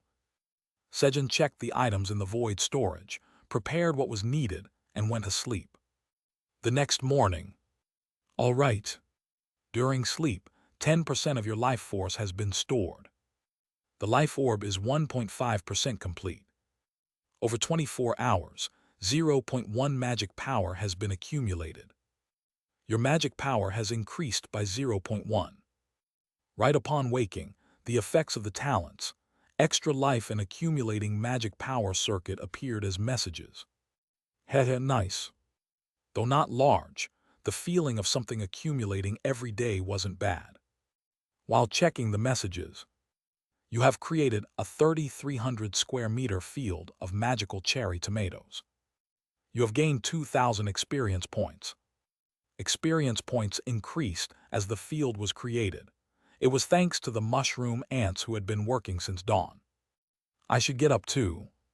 Seeing the diligent mushroom ants, Sejun couldn't stay still. Meow. So he picked up Theo, placed him on his lap and hurried outside. Tab tab. Walking through the farm, letting the crops hear his footsteps. Since he might not be able to let them hear his footsteps for a few days once at the White Tower, he walked as slowly as possible. Then he went to the kitchen to prepare breakfast. The breakfast menu was boiled egg fruits and roasted sweet potatoes. He prepared food that could be eaten anytime, not knowing what would happen at the White Tower. After eating breakfast and preparing to go to the White Tower, Sejun asked, "Are you guys ready?" Pew Hut, Chairman Park, don't worry, meow, just trust me, meow. Kyung. Kyungi will protect Daddy. Ihi, Sejun Hyung, don't worry, the White Tower is my territory. The three assured Sejun to trust them in response to his question. Kaying. My body is stiff and uncomfortable, take me with you too. Fenrir squirmed in Veronica's arms, asking to be taken along. However, no. Quack. As Veronica exerted strength in her arms holding Fenrir. Kevin. Fenrir passed out. Well, you go ahead, Ajax, it'll take some time to come down. Okay, Hyung. Ajax return. Hyung, I'll go down quickly. If it's urgent, just call me. Ajax Mame of the White Tower's Tower Farmer is being reverse summoned. Ajax waved his hand and disappeared. Theo and Kyungi go in too. Understood, meow. Kyung. Understood. Clang. Then we'll be going. Aileen, I'll be back. Sejun closed the void storage, greeted the dragons and Aileen and swoosh disappeared after unfolding the land deed of the 83rd floor of the White Tower. And then, Pip, the golden bat, who had been hiding on Sejun's back and left alone, was flustered. Usually when using a land deed, if golden bat was attached to Sejun's body, they moved together. At that moment, clang, meow, Kyung, the void storage opened, and Theo and Kyungi were also ejected into thin air. Something was off. What, wasn't Sejun's void storage multidimensional? How can he go there unprepared? The dragons immediately understood the problem. The void storage Sejun used was limited to the Black Tower. While everyone was worried about Sejun. You have arrived at the White Tower's 83rd floor. Sejun arrived at the White Tower. It's really dark here. It was so dark that nothing could be seen. Night has fallen. Title, the one who restored the night, has been activated. All stats increase by 20% during the night. Messages appeared. There were some benefits to the darkness. Snap. Having already heard about the situation in the White Tower from Ajax, Sejun wasn't startled and snapped his fingers to create light. Whoosh. After securing his visibility with fire. Void storage. Sejun tried to summon the void storage to call out Theo and Kyungi. However, the void storage did not appear. What? Sejun was perplexed. Then, krrrrrun. The growling of beasts trying to drive away an intruder in their territory was heard. A quest has been generated. Quest, Defeat the water deer occupying the 83rd floor's cherry farm, or reclaim the rights to the land through peaceful agreement. Reward: recognition as the rightful owner of the 83rd floor farm in the White Tower. Water deer. What? Whoosh! As Sejun increased the fire, water deer hiding behind the trees, making growling noises, became visible. Hey guys, hello. Sejun approached the frightened water deer with a smile. Chapter 327, Sejun's Sweet Day. Water deer were living off the blossoms and leaves of cherry trees in the 83rd floor farm of the White Tower. Pu. Intruder. An emergency was declared due to the sudden appearance of intruder in the farm. And then, Grrrr. Grrrr. Hastily, they tried to chase away the intruder by imitating the howling of Crazy Dog, one of the top predators of the White Tower. However, hey guys, hello. Far from fleeing, the opponent approached them instead. Sejun thought he could handle the water deer himself. He's become 20% stronger now. Of course, Sejun wasn't just relying on his stats. What should we do? The water deer were flustered by Sejun's actions. Then, Pu. The leader of the water deer, Gon, noticed something odd. This guy is too weak. Pu. It's okay, he's a weak one. Pu. What? He dares to challenge us even though he's weak. Pu. Leader, he scared us, so let's teach him a lesson. Realizing that Sejun wasn't strong, the water deer no longer imitated the howl of Crazy Dog and returned to their original cries. There was no need for it. He was an easy opponent. When the water deer decided to teach Sejun a lesson. Approaching the water deer, Sejun noticed a change in the emotions in their eyes, from fear to contempt. These creatures. Determined to teach them a lesson, Sejun decided to give the water deer a taste of their own medicine. Click. Just in case, he took out a leather pouch he had strapped to his waist. Rustle. And spilled its contents. Pu. The water deer, mocking Sejun as if daring him to try something, watched him. However, Pu. This is. They were soon flustered to see white dragon warrior helmets with black dragon tattoos spilling out and piling up from the leather pouch. Sejun had personally engraved the dragon tattoos using Kaiser's scales to enhance the defense of 1,000 dragon warrior helmets before going to bed last night. Boys, get up. At Sejun's command, the dragon warrior helmets transformed into dragon warriors. Clatter, clatter. And the transformed dragon warriors surrounded Sejun as if to protect him, waiting for his next command. Go! As many dragon warriors gathered, a rather clear aura of dragons flowed around them. Thanks to this, Sejun didn't need to issue any further commands. Thud. Pu. We greet the great white dragon. Suddenly, Gon and the water deer came running and knelt before Sejun. And then, the water deer have all surrendered to you. The quest has been completed. You are recognized as the rightful owner of the 83rd floor cherry tree farm land deed in the White Tower. Land deed skill, farm information LV, max is activated. The quest was also completed. You have become the owner of the farm in the White Tower. You must pay 30% of the harvest as a fee to Ajax Maimb, the tower farmer of the White Tower. Ajax Maimb is your slave. You do not need to pay the fee. The following message appeared.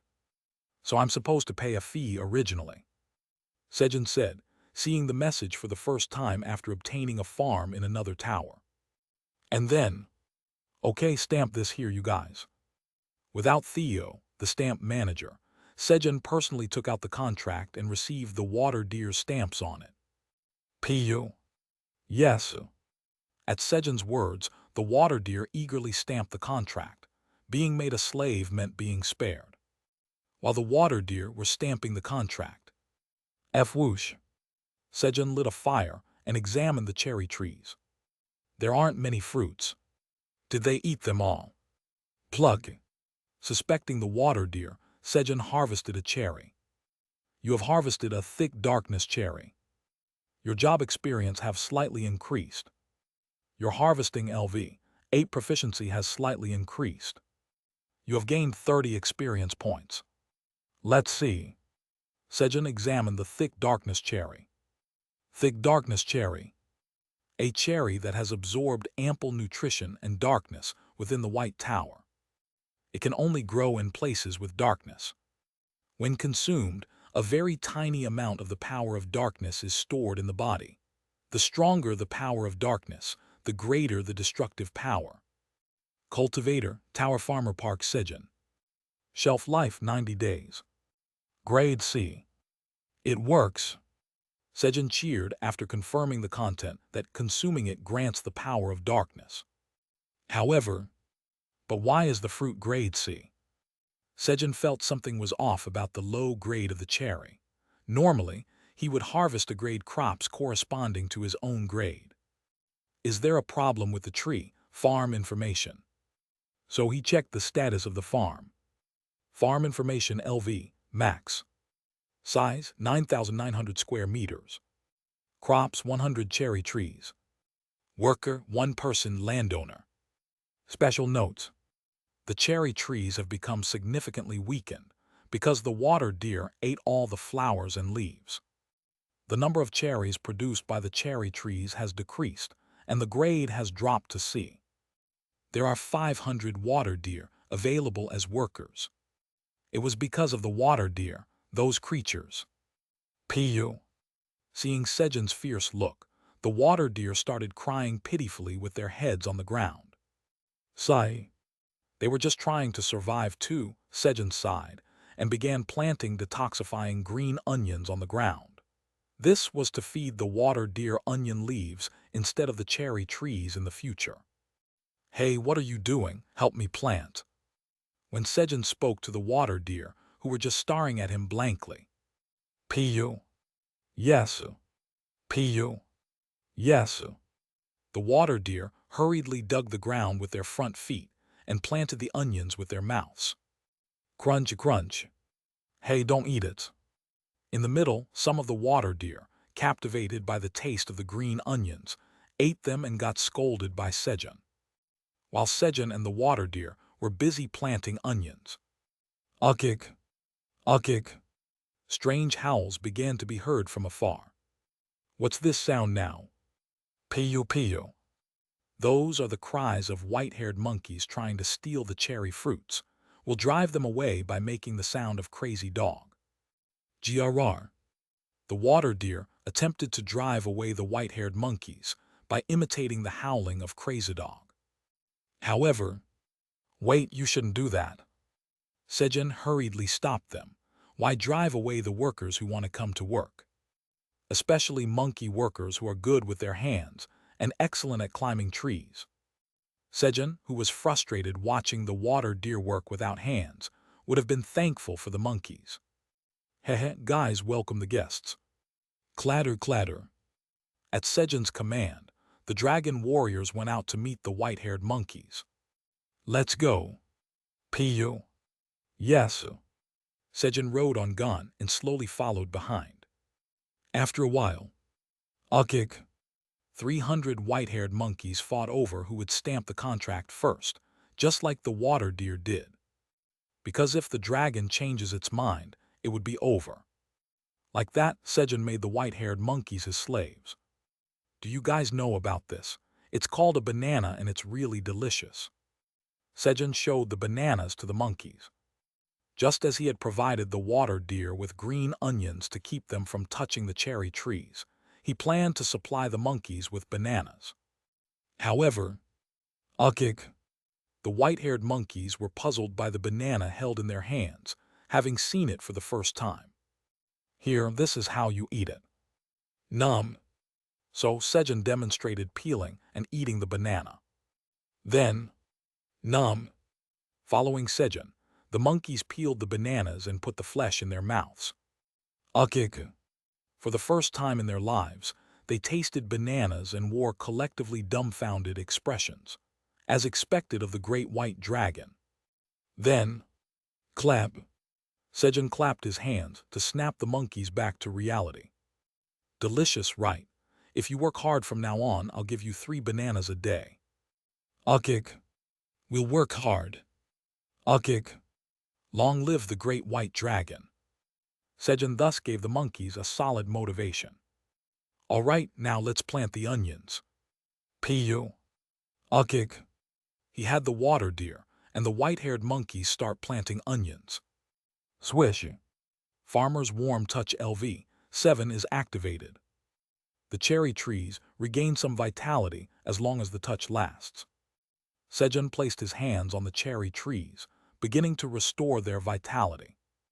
While Sejun was normalizing the farm. Hehe, where's Sejun Hyung? Ajax, having arrived at the 83rd floor, looked around for Sejun. Ah, over there. Thanks to the aura of dragons emanating from the dragon warriors, he easily found Sejun. Sejun Hyung. Oh, Ajax, you're here. Huh, where are Theo and Kyungi? Ajax asked about the absence of Theo and Kyungi, who should have been beside Sejun. That's the void storage won't open. Really? Then should I call Grandpa to open it? No, I'll be back soon. Sejun hastily stopped Ajax from calling Kellyan, thinking, if Kellyan comes, I'm dead. The moment he is exposed to Kellyan's formidable aura, it would be his demise. Got it, then what should I do? For now, make a light and then plant green onions with them. Yep, Hyung light. Following Sejun's instructions, Ajax created a strong ball of light bright enough to see the surroundings, and then planted green onions with the water deer and monkeys. As they were planting onions around the farm, Farmer's Warm Touch LV7 is activated. The cherry trees, vitality is sufficient and no longer requires recovery. Sejun completely healed the cherry trees. And then, tick, you have harvested a thick darkness cherry. Your job experience points slightly increase. Your harvesting LV8 proficiency slightly increases. You have gained 70 experience points. Sejun harvested an A-grade thick darkness cherry. Then, Gia-ra-ra-ra-ra. The sound Sejun heard upon his arrival at the White Tower was heard again. Why is there a sound again? Sejun asked the water deer. Piyu. It's not us. The water deer shook their heads. It's not you. That meant, Gia-ra-ra-ra-ra. Gia-ra-ra. It was the crazy dog. White dogs the size of bulls foaming at the mouth were running towards the farm. Drawn by the light. Da-da-da-da. The sight of 50,000 crazy dogs charging was like an avalanche from a massive white mountain, seemingly about to engulf everything. Clatter, clatter. Facing the approach of the crazy dogs, the surrounding dragon warriors prepared for battle. The previous 2 battles ended quickly as the opponents felt the aura of dragons and concluded the battle. However, another name for crazy dogs was mad dogs, meaning literally, a mad dog. Crazy dogs, even feeling the aura of dragons, charged fearlessly and even more swiftly towards the farm. Clatter, clatter. And the dragon warriors advanced to stop them. Thump. Thus began the battle as both forces collided. Your dragon warrior has defeated a crazy dog. You have gained 100,000 experience points. Initially, the dragon warriors slaughtered the crazy dogs, but due to the overwhelming number of crazy dogs, the dragon warriors were quickly buried under a white wave. Gia-ra-ra-ra-ra. As the remaining crazy dogs bypassed the dragon warriors and charged at full speed. I park Sejun as the master of Ajax Mame command you. Unseal, go, Ajax. Sejun unsealed Ajax. He hadn't been able to level up recently, so let's get a burst of leveling. Yep, Hyung, I'll sweep them away. Ajax, growing to 30 meters upon being unsealed. Woo-well. Spewed a white breath towards the crazy dogs. Thanks to that, the crazy dogs were annihilated. Guard Ajax Mame has defeated the crazy dogs. You have gained 50,000 experience points, which is 50% of what guard Ajax Mambe earned. Ajax Mambe is your slave.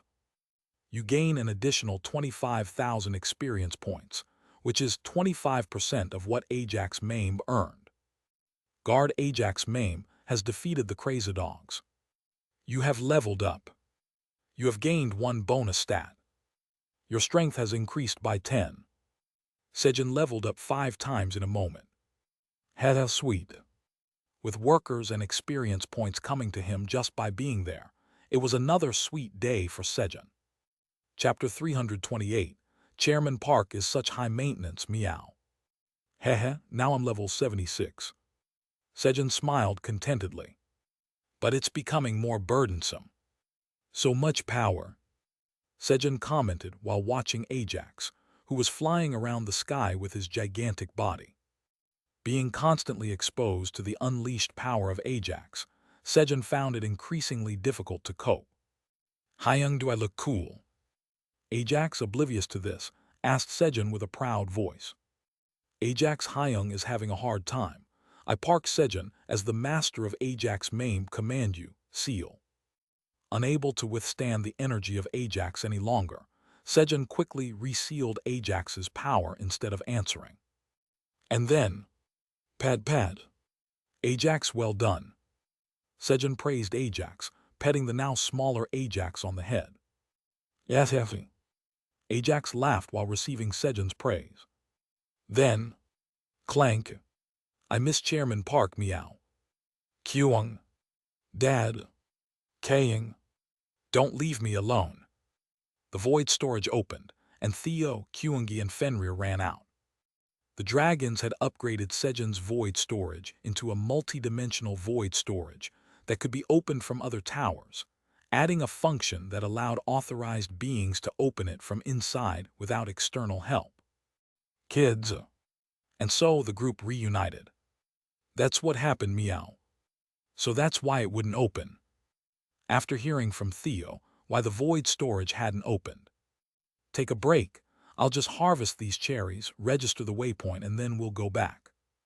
Sejun said, getting up to pick cherries. He thought it best to register the waypoint while he was at the White Tower, as he didn't know what might happen later. However, no, meow, there's somewhere we need to go before that, meow. Theo strongly opposed Sejun's plan. Where to? Click. Vice Chairman Theo felt a pull, meow. Theo declared proudly, raising his front paw. A pull. Pew hut, that's right, meow. All right, then go. I don't want to, meow. We'll go together later, meow. Squish. At Sejun's words, Theo clung tightly to Sejun's knee. I'm never going to be apart from Chairman Park again, meow. This was the first time Theo had been so far from Sejun, and it was a huge shock to him. And it was the same for Kyungi and Fenrir. Kyung. We are one, so we'll go anywhere together. Kyungi clung to Sejun's left arm like a koala. Kaying. Hey, don't forget about me. Fenrir bit on Sejun's shoes to make his presence known. All right. Sejun said, picking up Fenrir and putting him in his pocket. Hyung, I want to cling too. Ajax clung to Sejun's left shoulder. Because of this, Sejun had to harvest cherries with Theo, Kyungi, Ajax, and Fenrir attached to him. Pip. By the way, a golden bat had already claimed its place on Sejun's back. A while later, you have harvested thick darkness cherries. Your job experience has slightly increased. Your proficiency in harvesting LV8 has slightly increased. You have gained 70 experience points. Done. Sejun harvested the last cherry. I expected as much, but there really aren't many. Sejun said in a disappointed voice, looking at the basket filled with cherries. There were roughly 2,000 cherries in the basket, which seemed too few for a harvest from 100 cherry trees. Next harvest will be more, right? Sejun looked forward to the next harvest. And then, take good care of the farm. He entrusted the farm to the deer and monkeys. Now that the cherry harvest was over, it was time to leave. Pu. Yes. Ukik. Yes. The deer and monkeys energetically responded to Sejun's words. Instead of Sejun, it was decided that Ajax would collect a week's worth of cherries once a week and give the bananas to the monies. Although Ajax had wiped out the crazy dogs on the 83rd floor of the White Tower. Just in case, they left behind 100 dragon warriors. Once all the work at the cherry farm was finished, Vice Chairman Theo led the way. Pew Hut understood meow, just follow my direction me meow. Sejun and his companions followed Theo's lead to the north. On the way, there were a few unlucky ones who blocked the path of Sejun and his party. Kyungi will teach them a lesson. Kyungi dealt with them. Stamp it meow. Theo collected signatures on the contract and sent them to the farm. By doing so, they added about 100 more farm workers. Pew Hut, it's here meow. A dilapidated temple with an ominous aura appeared before Sejun. It felt somewhat ominous. Despair is not yet over. The end of hope is despair. In the end, everyone will fall into despair. While Sejun was reading the writing on the temple floor. Pew Hut, let's go inside quickly meow. I feel a strong pull meow. Theo, with an excited expression, pulled Sejun's leg towards the temple. All right, if it's Theo's pull, there shouldn't be any danger. Sejun put his worries aside and followed Theo into the temple. Kellyan, is our Sejun doing well? He's safe. How many times do you have to ask? Kellyan replied with annoyance to Kaiser's question. It was understandable for Kellyan to be annoyed since Kaiser had been asking every 5 minutes since Sejun disappeared. But, Kellyan, aren't you being too much? Kaiser is just worried about Sejun. That's right, you're being like that. Ramter and Tyr defended Kaiser. Kellyan had no one on his side. I miss my grandson. Thus, Kellyan broadcasted Sejun's situation every 5 minutes. There was such a place in our tower. Kellyan closely watched Sejun and his companions entering the temple. In the center of the temple, there was a circular altar, and on top of the altar lay a giant gray rock shaped like an egg. Around the rock, there were 4 giant statues standing guard. Statues shaped like figures holding a sword, spear, bow, and staff, all clad in armor. Other than that, there was nothing else in the temple. Vice Chairman Theo, do you feel a pull from that rock? Sejun asked, looking at the gray rock. No meow, it's below it meow. Theo shook his head and pointed to the floor with his front paw. Really? Then do we need to move that rock first? Step. As Sejun stepped forward to speak. Boom! Suddenly, a giant iron door descended, blocking the entrance to the temple. And then, welcome, brave heroes who will scream in despair. Bloody letters of a strange shape appeared on the gray rock, and a voice was heard. Huh? Why a hero all of a sudden? Sejun was puzzled when. I am the antithesis of hope and the ruler of despair, the demon king Mordor. If you wish to leave here alive, accept my trial. Kugagung. As Mordor spoke, the 4 giant statues surrounding the gray rock moved. Thump! And aimed their weapons at Sejun and his companions. Oh, they move. Pew Hut, Chairman Park, do you want them meow? Kyungi is bigger. Hyung, I'll make one for you later. Sejun and his companions were busy talking among themselves while looking at the statues. Then I'll give the first trial, defeat these statues in combat. In the meantime, Mordor issued the first trial, and thud thud. The statue holding a spear stepped forward towards Sejun and his companions. Qq. There's also an easy way. Kill one of your companions and you'll be considered to have passed the trial. Mordor laughed, imagining the situation of the heroes falling into despair and killing each other. However, what are you saying, Vice Chairman Theo / it? Sejun was incredulous at Mordor's absurd suggestion. Pew Hut understood meow. SSSHT. At Sejun's command, Theo unsheathed his dragon claw. Swoosh! Swiped through the air with his front paw, and crack! The magical blade that cut through the 4 statues, and the gray rock left 5 lines on the temple wall. Crackle. Boom. The four statues split in half and fell, shaking the ground. To be extinguished so easily.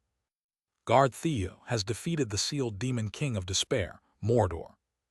You have gained 3 billion XP, which is 50% of the XP obtained by Guard Theo. You have leveled up. You have gained 1 bonus stat. Your strength has increased by 10. You have leveled up. You have gained 1 bonus stat. Your strength has increased by 10. The demon king of despair, Mordor, sealed within the grey rock, bestowed Sejun 2 levels up as he was extinguished. Thanks to this, Sejun leveled up 7 times in a day. Heh, now I'm level 78.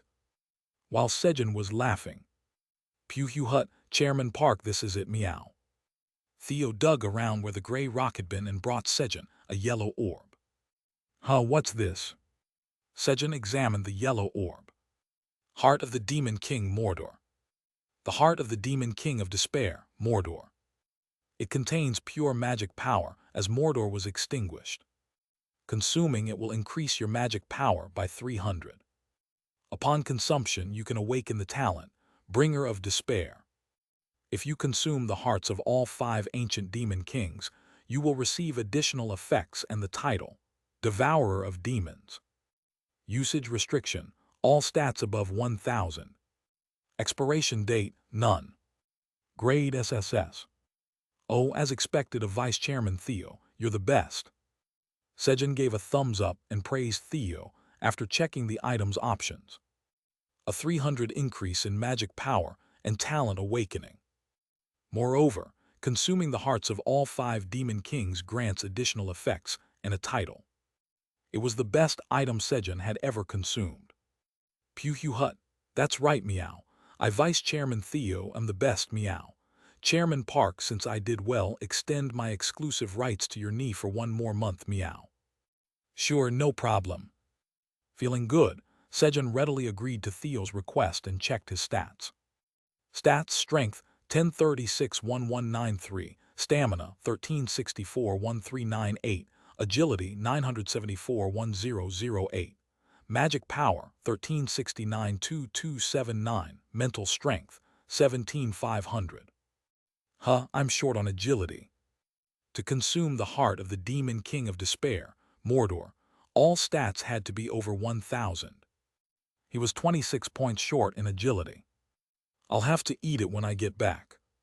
With today's 7 bonus stats and the elixirs and other crops at the farm, he could easily raise the 26 points. I should take this too, just in case. Having organized his thoughts, Sejun picked up the grey rock that Mordor was sealed in and stored it in the void storage. And then, kids, let's go. Sejun, with his companions clinging to him, headed towards the waypoint. On the way to the waypoint, Kaio. Once again, unlucky beings blocked the path of Sejun and his party. Kyungi will teach them a lesson. Kyungi and Theo's punch and stamp combo sent them off to the farm.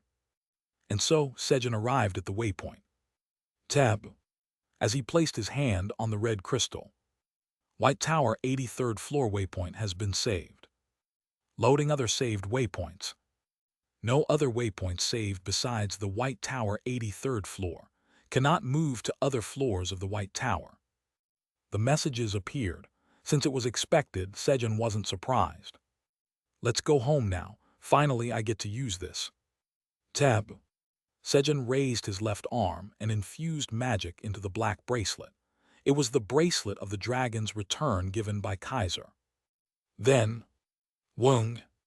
The golden characters engraved on the bracelet began to shine. And then, the return magic engraved on the bracelet of the dragon's return is activated.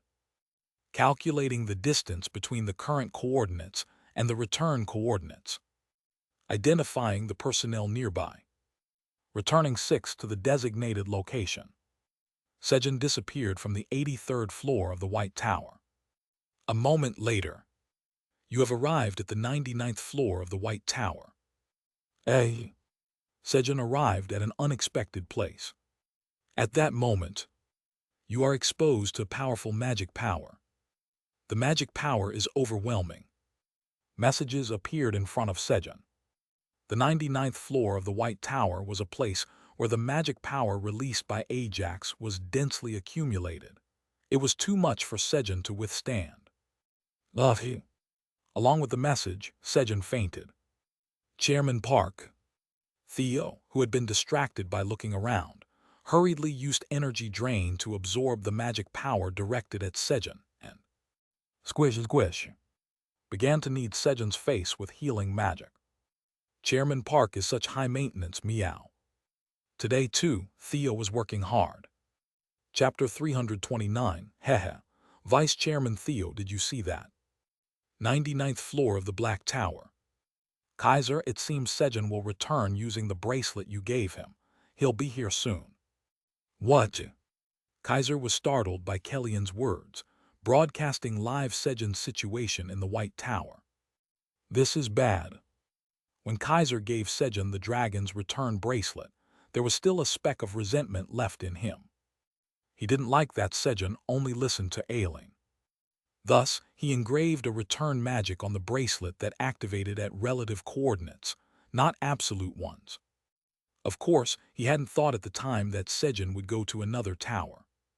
While Kaiser was realizing his mistake, why did Sejun appear on the 99th floor of the White Tower, not the Black Tower?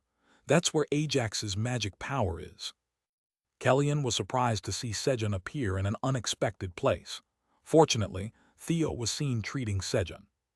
And then, Kaiser, did you actually engrave the return magic to activate at relative coordinates on Sejun's bracelet? Kaiser started to be questioned. What? The return magic should be based on absolute coordinates. How could you give Sejun a bracelet engraved with relative coordinates? Why would you use relative coordinates? Thanks to that, Kaiser was busy being scolded by the dragons. No, at that time, we didn't know Sejun would go to another tower. Kaiser earnestly tried to make excuses to the dragons. Then, Grandfather. Aileen's cold voice sent shivers down Kaiser's spine. Aileen, this is. Kaiser hurried to explain the situation, but not talking to Grandfather anymore. An angry Aileen cut off her conversation with Kaiser. Granddaughter. Kaiser was disheartened by Aileen's declaration to cut off conversation. Sejun needs to come back quickly. Kaiser prayed for Sejun's quick return. Sejun was the only one who could resolve this issue. Sejun regained consciousness, feeling the pressure on his body. Pad. He found Theo and Kyungi kneading his face and stomach. Theo was healing with his healing magic, while Kyungi was helping Sejun recover with physical magic massage. Chairman Park, you're awake, meow. Kyung. Dad, are you okay? Theo and Kyungi asked with bright voices when they saw Sejun wake up. Yeah, I think I'm okay now. What about Blackie? Sejun urgently looked for Fenrir. If he was a normal sunfish, then Fenrir was a super sunfish. In the worst case, he might have already. I'm sorry, Blackie, for not being able to protect you. When Sejun was about to let go of Fenrir in his heart. Blackie is over there, meow. Huh? Theo pointed towards where Ajax was. Blackie, you can't die, recovery. There, Ajax was seen using magic on Fenrir. However, Fenrir's condition quickly worsened due to the surrounding magic. Recovery. Ajax used magic on Fenrir again. Ajax's recovery magic was like an oxygen respirator to Fenrir. However, Ajax's situation wasn't good. He was in a sealed state and lacking in magical power. Unsealing Ajax would mean he wouldn't lack magical power, but it would put Sejun and Fenrir in more danger. Sejun quickly grasped the situation. Let's go back down to the 83rd floor of the tower. After registering the waypoint on the 99th floor of the White Tower, Sejun decided to go back down to the 83rd floor. Currently, without the Black Tower's land deed, this was the best course of action. Click. Sejun held Ajax and Fenrir in his arms. Ajax, continue treating Blackie inside the warehouse. Okay, Hyung, recovery. Clang! He put the two into the void storage and closed it. The inside of the void storage is an independent dimension, unaffected by the surrounding magic. Thus, after asking Ajax to continue treating Fenrir, "Let's go too." Sejun, along with Theo and Kyungi, moved to the 99th floor waypoint of the tower. Pad pad. Because Sejun continued to receive massages from Theo and Kyungi, he couldn't move quickly. Step step. On the way, walking slowly towards the waypoint. Wow, it's vast. Sejun marveled upon finally noticing the field of elixir, cherry tomatoes imbued with powerful magic power that caught his eye. The field was laden with white cherry tomatoes hanging in bunches. He wanted to settle down and harvest the cherry tomatoes, but... Meow! Theo, who was overabsorbing magic power with energy drain to protect Sejun, was becoming increasingly exhausted. "I need to hurry." As Sejun hastened his steps, the elixir, cherry tomatoes imbued with powerful magic power, are grateful for the footsteps of the farmer and lend their strength. Your agility stat potential has increased from 1008 to 1009. The cherry tomatoes reciprocated to the sound of Sejun's footsteps. Shortly after, "Phew, we've arrived." Sejun reached the waypoint on the 99th floor of the White Tower. "However, I haven't seen you guys before. Who are you?" There, the boss of the 99th floor of the White Tower was guarding the waypoint. Ogre King Les. A giant white ogre, an entity almost as strong as the Minotaur King, an enemy that neither Theo nor Kyungi could handle. Boom! Only those who have permission from Lord Ajax. When Les threatened Sejun by pounding the ground with his fist. Clang! Sejun quickly opened the void storage. "Ajax, please say something." He requested mediation. "Les, Sejun Hyung is someone I decided to serve as my elder brother, so keep that in mind." With a single statement from Ajax, the situation was resolved. "Yes, Lord Sejun, please come this way." Les courteously guided Sejun towards the red crystal. Tab. Sejun placed his hand on the red crystal. Then, the White Tower's 99th floor waypoint has been saved. Loading other saved White Tower waypoints. Saved White Tower waypoints. Tower 83rd floor. Messages appeared. Good. Just as Sejun was about to select the 83rd floor, the Black Tower's 99th floor waypoint has been detected from the saved waypoints. Congratulations! You have achieved the feat of clearing both the Black Tower and the White Tower. As a reward for the achievement, you have acquired the title, the one who reached the summit of 2 towers. With the title, the one who reached the summit of 2 towers, the 99th floor waypoints of both towers are linked. With the title, the one who reached the summit of 2 towers, the effects of the title, retrogressor, are also activated in the White Tower. New messages appeared. Huh? What? Sejun was confused by the unexpected messages. Sejun was unaware, but marking the waypoint of the 99th floor, where there was nowhere else to ascend, meant that he had cleared the original tower.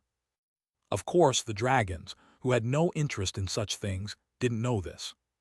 And so were the beings who became residents of the tower as the worlds fell. Normally, the world would fall before anyone could climb the entire tower. Sejun was a truly unique case, probably the first since the towers were created.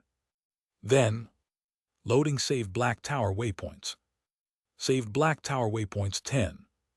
Tower 99th floor. Tower 98th floor. The list of the Black Tower's waypoints appeared before Sejun. Vice Chairman Theo Kyungi, go into the void storage. Understood, Meow. Kyung. Understood. After sending the two into the void storage. Press. Before passing out, Sejun quickly pressed for the 99th floor of the Black Tower. Moving to the Black Tower's 99th floor. Sejun moved from the 99th floor of the White Tower to the 99th floor of the Black Tower. Sejun seems to be heading back down to the 83rd floor through the waypoint. As Kellyan spoke, watching Sejun disappear at the waypoint. If Sejun is to return, shouldn't we quickly secure the Black Tower's land deed? How about calling Yona? Should we? Kaiser, Ramter, and Tyr were pondering how to acquire the land deed. Then, what is this energy? All the dragons turned their heads north. And then, Sejun. They flew swiftly towards the waypoint. You have arrived at the 99th floor of the Black Tower. Phew, I really made it back. Sejun looked around and sighed in relief when, Moo. Sejunum, welcome back. The Minotaur King, guarding the waypoint, greeted Sejun. Yeah. Clang.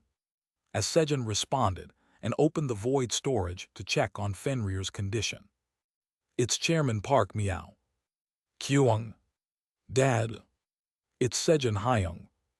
Theo, Kyungi, and Ajax rushed out and clung to Sejun. And then, Kaying. Hey, carry me with you. Plub. Fenrir, now lively again after receiving treatment from Ajax, dashed and jumped into Sejun's arms. Plub. Sejun caught Fenrir. Blackie, are you okay now? He examined Fenrir's body all over. Kaying. Why are you doing this? Stop it. Fenrir got angry at Sejun for thoroughly checking his body. You're okay, Blackie, you've been through a lot, so eat this. After checking Fenrir's body, Sejun gave him a piece of dried sweet potato. From experience, he knew that waking up from unconsciousness often came with hunger. Kaying. It's the yellow and chewy thing. Chomp, chomp, chomp. As Sejun expected, Fenrir hungrily ate the dried sweet potato. Our Blackie eats well. Aileen, I'm back. Sejun stroked Fenrir while informing Aileen of his return. The tower's administrator says she is glad that you have safely returned. The tower's administrator says she was very worried about you. Thanks for worrying, Aileen, but is this bracelet supposed to only transport to the 99th floor of the tower? Sejun asked, pointing to the dragon's return bracelet. The tower's administrator says it seems like grandfather played a trick with the bracelet. A trick? The tower's administrator. While Aileen was explaining that Kaiser had used relative coordinates instead of absolute coordinates for the return magic. Has our Sejun arrived? Kaiser was the first to fly in and greeted Sejun. However, our Sejun, after almost killing me, and you say that. In front of Kaiser was not the usual gentle Sejun, but a dark transformed Sejun. Seems like Sejun is angry. He has every right to be. If it were me, I'd leave the tower right away.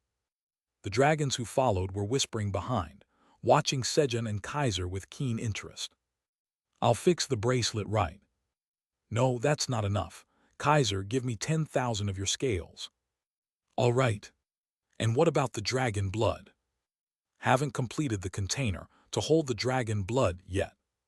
Kaiser, until the container is ready, you're not speaking with Aileen. What? That's all right. Kaiser answered as if he had no choice. Kaiser, you'll really have to work hard to talk with Aileen again. So, will it take about a fortnight to make it? It'll take at least a month, right? Kellyan, Ramter, and Tyr were chatting happily, looking at Kaiser. It seemed they had no intention of helping. However, you three also need to help, otherwise. They soon found themselves compelled to help. Though Sejun didn't continue speaking, the three dragons understood perfectly well. If they didn't help, Ajax won't talk to me anymore, right? Sejun won't let me dry anymore, right? Sejun won't sell me any pumpkins, right? The transformed Sejun was truly formidable. As the dragons hurried off to make the container for the dragon blood. Vice Chairman Theo, did you see that? Sejun, who had pretended to be angry to deal with the dragons, relaxed his stern face and spoke with a proud attitude. Chairman Park is truly amazing, meow. I admire you, meow. Pad pad. Theo praised Sejun and began massaging his face. I admire him, but his face has turned ugly, meow. Day 373, in the tower. Sejun safely returned to the 99th floor of the Black Tower. Chapter 330, breaking through the last trial of the 10th tower. Korean Awakeners Association headquarters. Black locusts have appeared in Russia. That can't be. Han Tae-jun, who had returned from training with Kim Dong-sik on the 44th floor of the tower, was taken aback by his subordinate's report. The black locust is a species evolved from the purple locust. That means the number of locusts has increased. With the presence of sturdy blade green onions and detoxifying green onions, the number of locusts shouldn't have increased. Where did they come from? Yes, that's correct, suddenly above Vladivostok. The subordinate explained what had happened and showed a black crow on a tablet. This crow is commanding the black locusts. What's the situation now? Currently, the black locusts are devastating Vladivostok and rapidly moving north. Moving north, what about the defenses? They should have planted sturdy blade green onions and detoxifying green onions to stop the locusts. The thing is, their bodies are tough and they're not affected by poison, so Sejun's sturdy blade green onions and detoxifying green onions are ineffective against them. Han Tae-jun muttered thoughtfully upon hearing the report. It seems like they are targeting the Black Tower in Harbin. Harbin. Currently, China also recognizes the severity of the situation and has placed hunters on standby in Harbin. Understood, you may go now. After sending his subordinate off, Han Tae-jun picked up his smartphone to make a call. Yes, Tae-jun'm. Lucilia, it's time for the Earth Defense Force to deploy to Harbin. Understood. Han Tae-jun ordered Lucilia, the guild master of the Wizard Guild, to mobilize the Earth Defense Force. During sleep, 10% of your life force has been stored. The life orb is 1.65% complete. Over 24 hours, 0.1 magic power has been accumulated. Your magic power has increased by 0.1. Good. Sejun, who had woken up from his sleep, read the message and smiled broadly. And then, Gorarong, Ararong, Keikirarong. He enjoyed the lingering sleepiness while listening to the snoring of Theo, Ajax, and Blackie. Wriggle, wriggle. Moving his toes while lying down, heh. After fully enjoying the sleepiness. Ugh. Sejun stretched out loudly and got up from the bed. Meow. Hyung, you're awake. Kaying. So noisy. Thanks to that, 3 of them woke up. Grab. Meow. Sejun grabbed Theo by the scruff of his neck and attached him to his leg. Click. Kaying. He picked up Fenrir and put him in his pocket. Swoosh. And held Ajax in his arms before stepping outside. And then, step, he walked around the farm. Gorarong, Ararong, Keikirarong. Before long, the 3 of them fell asleep again. While Sejun was walking around the farm. The 5 colored beans are grateful for the farmer's footsteps and lend their strength. Your strength stat potential has increased from 1193 to 1194. Sejun's strength potential increased.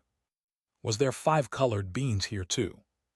Sejun discovered a new 5-colored bean field made by the mushroom ants. Should I have bean noodle soup for lunch? Thinking of beans suddenly made Sejun think of bean noodle soup. Plug. You have harvested 5-colored beans. Your job experience has slightly increased. Your proficiency of harvesting LV8 has slightly increased.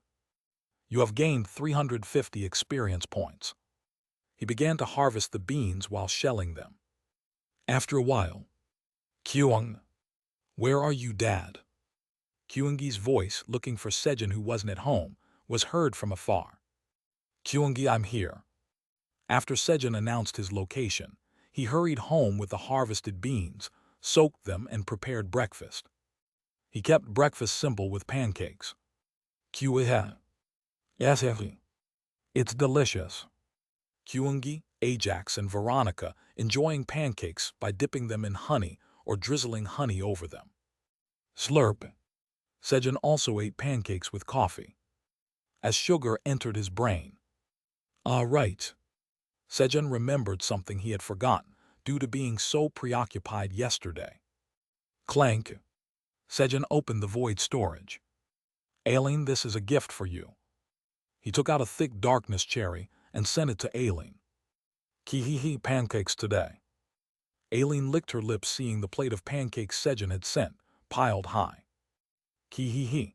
As expected, everything Sejun cooks is delicious. While Aileen was enjoying the pancakes, dipping them generously in honey. Tower Farmer Park Sejun has sent you a thick darkness cherry. Kiing. A dark red fruit appeared in front of Aileen. What this is? Aileen checked the cherry's options. Num. She immediately ate the cherry. Then, you have consumed a thick darkness cherry. A slight power of darkness accumulates in your body. You are the first black dragon to recover the power of darkness. As a special privilege, when consuming something with the power of darkness accumulates twice as much. Messages appeared. At that moment, wriggle. Aileen's shadow flickered briefly, moving without her realizing. Moving shadows was one of the various uses of the power of darkness. Kihihi, it's all thanks to our Sejun. Thanks to the special privilege, the effect of the thick darkness cherry doubled, and Aileen increased her power of darkness. Of course, she saved the cherry seed to give back to Sejun. The tower's administrator says she is touched by your gift. The tower's administrator says thank you very, very much. Hehe, I'm glad Aileen liked it. Sejun, happy with Aileen's thank you, got up and went to the garlic field. He planned to increase his agility with the 6-clove garlic of agility in order to consume the heart of Mordor, the demon king of despair. Upon arriving at the garlic field, Sejun found 1,000 garlics evenly planted at uniform intervals. Good. Swoosh, swoosh. You have harvested 6-clove garlic of agility, 6 cloves. Your job experience has slightly increased. Your proficiency of harvesting LV 8 has slightly increased. You have gained 420 experience points. Sejun pulled the garlic stems, harvesting the garlic buried in the ground. And then, swoosh. When Sejun pulled the last garlic, you have obtained 6-clove garlic of mental strength, 6 cloves. Sejun harvested a new type of garlic. You have achieved the feat of creating a new variety within the tower. As a job trait, all stats increase by 10. What? Sejun felt an indescribable aversion as he looked at the 6-clove garlic of mental strength. And then, swoosh. He peeled the spiritual 6-clove garlic and examined a clove. 6-clove garlic of mental strength. A plant that grows inside the tower, producing garlic with 6 cloves. It has the ability to repel evil, but it quickly becomes contaminated by surrounding energies, so it should be consumed as soon as possible. Consuming it increases mental strength by 1. Eating all 6 cloves from the whole garlic increases all stats by 10. It has a strong bitter taste. The taste does not disappear even when cooked. Shelf life 90 days. Grade A. So that's why, Sejun said, seeing the explanation that the bitter taste doesn't disappear even when cooked. It seemed to say that only those who can withstand the bitter taste are worthy of increasing their mental strength. Well, there's no need to eat it now. After planting the 6 cloves of spiritual 6-clove garlic in the ground, Sejun peeled 3 cloves of agility garlic and grilled them with butter. Hehe, this is what you call garlic butter. A smile formed naturally due to the fantastic aroma. I should make garlic butter popcorn too. Sejun took out another pot and heated up exploding stamina corn. A little later, you have consumed a 6-clove garlic of agility. Agility has increased by 1. You have consumed all 6 cloves of garlic from the whole bulb. All stats have increased by 1. Sejun started eating the grilled garlic. And when Sejun finally reached agility 1000, all stats have surpassed 1000. Your class has been elevated. Your potential of all stats has increased by 100. Your resistance against other energies has increased by 10%. New effects appeared as all stats hit 1,000. Meow, Pewhut. Chairman Park's knee energy has gotten stronger, meow. As Sejun's class increased and his knee energy strengthened, Theo vigorously rubbed his face against Sejun's knee. Pewhut. It's mine, meow. Oh, so there was something like this. Sejun read the message with interest and finished off the remaining garlic. There was no need to eat them now, but there was no reason to give up the option of increasing all stats by 1 for eating all 6 cloves of a whole bulb. Thus, Sejun finally finished preparing to consume the heart of Mordor, the demon king of despair. Numb. He immediately put the yellow orb into his mouth. Sizzle. The yellow orb vanished like smoke as soon as it was placed in his mouth. Huh? Where did it go? Sejun panicked when. You have consumed the heart of Mordor, the demon king of despair. Your magic power has increased by 300. Talent, bringer of despair, has awakened. Fortunately, a message appeared confirming it hadn't disappeared. Hehe, then let's check out the talent. What kind of talent could it be? Sejun checked the talent with excitement, having high expectations due to its impressive name. Talent, bringer of despair. A talent only those who have eaten the heart of Mordor, the demon king of despair, can possess. It brings down despair on enemies, reducing their abilities. The higher your class is compared to the enemy, the greater the effect. If the gap is large, the enemy will self-destruct on their own. You cannot bring down despair on enemies with a higher class. It's ambiguous. Sejun commented after checking the talent. It seemed strong, but also not. Then, Kyung. Dad, Kyungi brought some kudzu roots. Kyungi returned from the herb garden after breakfast. Hyung, I finished watering the fields. Ajax too had finished watering the field. It was already lunchtime. Eat this while waiting. Sejun gave them garlic butter popcorn and hurriedly boiled the soaked 5-colored beans with peanuts over high heat. The reason for adding peanuts was to enhance the nuttiness. Swoosh, swoosh, swoosh. Sejun then rolled out the dough for knife-cut noodles he had made while preparing pancakes, folded it several layers thick, and swoosh, swoosh, swoosh. Cut it into noodles of uniform width. Time to boil the noodles. Sejun put the noodles into boiling water. Ajax, could you finally grind this into a water-like consistency? Sejun handed over the pot with the boiled 5-colored beans and peanuts to Ajax. Yep, leave it to me, Hyung, wind cutter. Ajax created dozens of wind cutters. Whoosh! And ground the 5-colored beans and peanuts. Chop, chop. Meanwhile, Sejun prepared toppings of cucumber and cherry tomatoes to go on top of the bean noodle soup. A little later, Sejun, Hyung, I'm done. Good job. Sejun cooled the boiled, knife-cut noodles in ice water to cool them. Squeeze. And squeezed out the water, and then beautifully arranged them in a bowl. Click, click. He topped it with cucumber, cherry tomatoes, and boiled egg fruit cut in half. And then, pour. Sejun completed the bean noodle soup by pouring the ground bean soup liquid that Ajax made into the bowl. Kids, let's eat. At Sejun's word, Kyungi and Ajax began to eat the bean noodle soup according to their preferences. Kyungi poured honey into his bean noodle soup. Sprinkle, sprinkle. While Ajax sprinkled salt on his. They're eating well. Sejun watched Kyungi and Ajax eat. Slurp. He took a bite of the bean noodle soup without adding anything. Hehe, it's nutty. And when Sejun was about to take out a kimchi container from the void storage to eat with the bean noodle soup. Sejun, I brought the dragon blood here. Kaiser flew over quickly, carrying 9 glass bottles. He had quickly finished making the containers to hold the dragon blood in order to talk with Aileen. However, Sejun's eyes were not pleased to see Kaiser like that. What, you could do it in a day? Because he hadn't done it for him until now, even though it could be done this quickly. Sejun was about to revert to his angry mood. But then, squish, squish.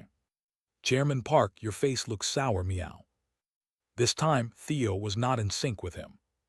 Squeeze, squeeze. Unable to stand Sejun's sour face, Theo hurriedly massaged Sejun's face.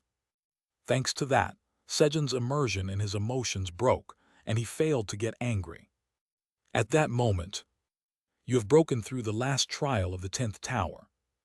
As a reward, you have obtained the key to the 10th tower. Along with the message, a golden key appeared in Sejun's hand.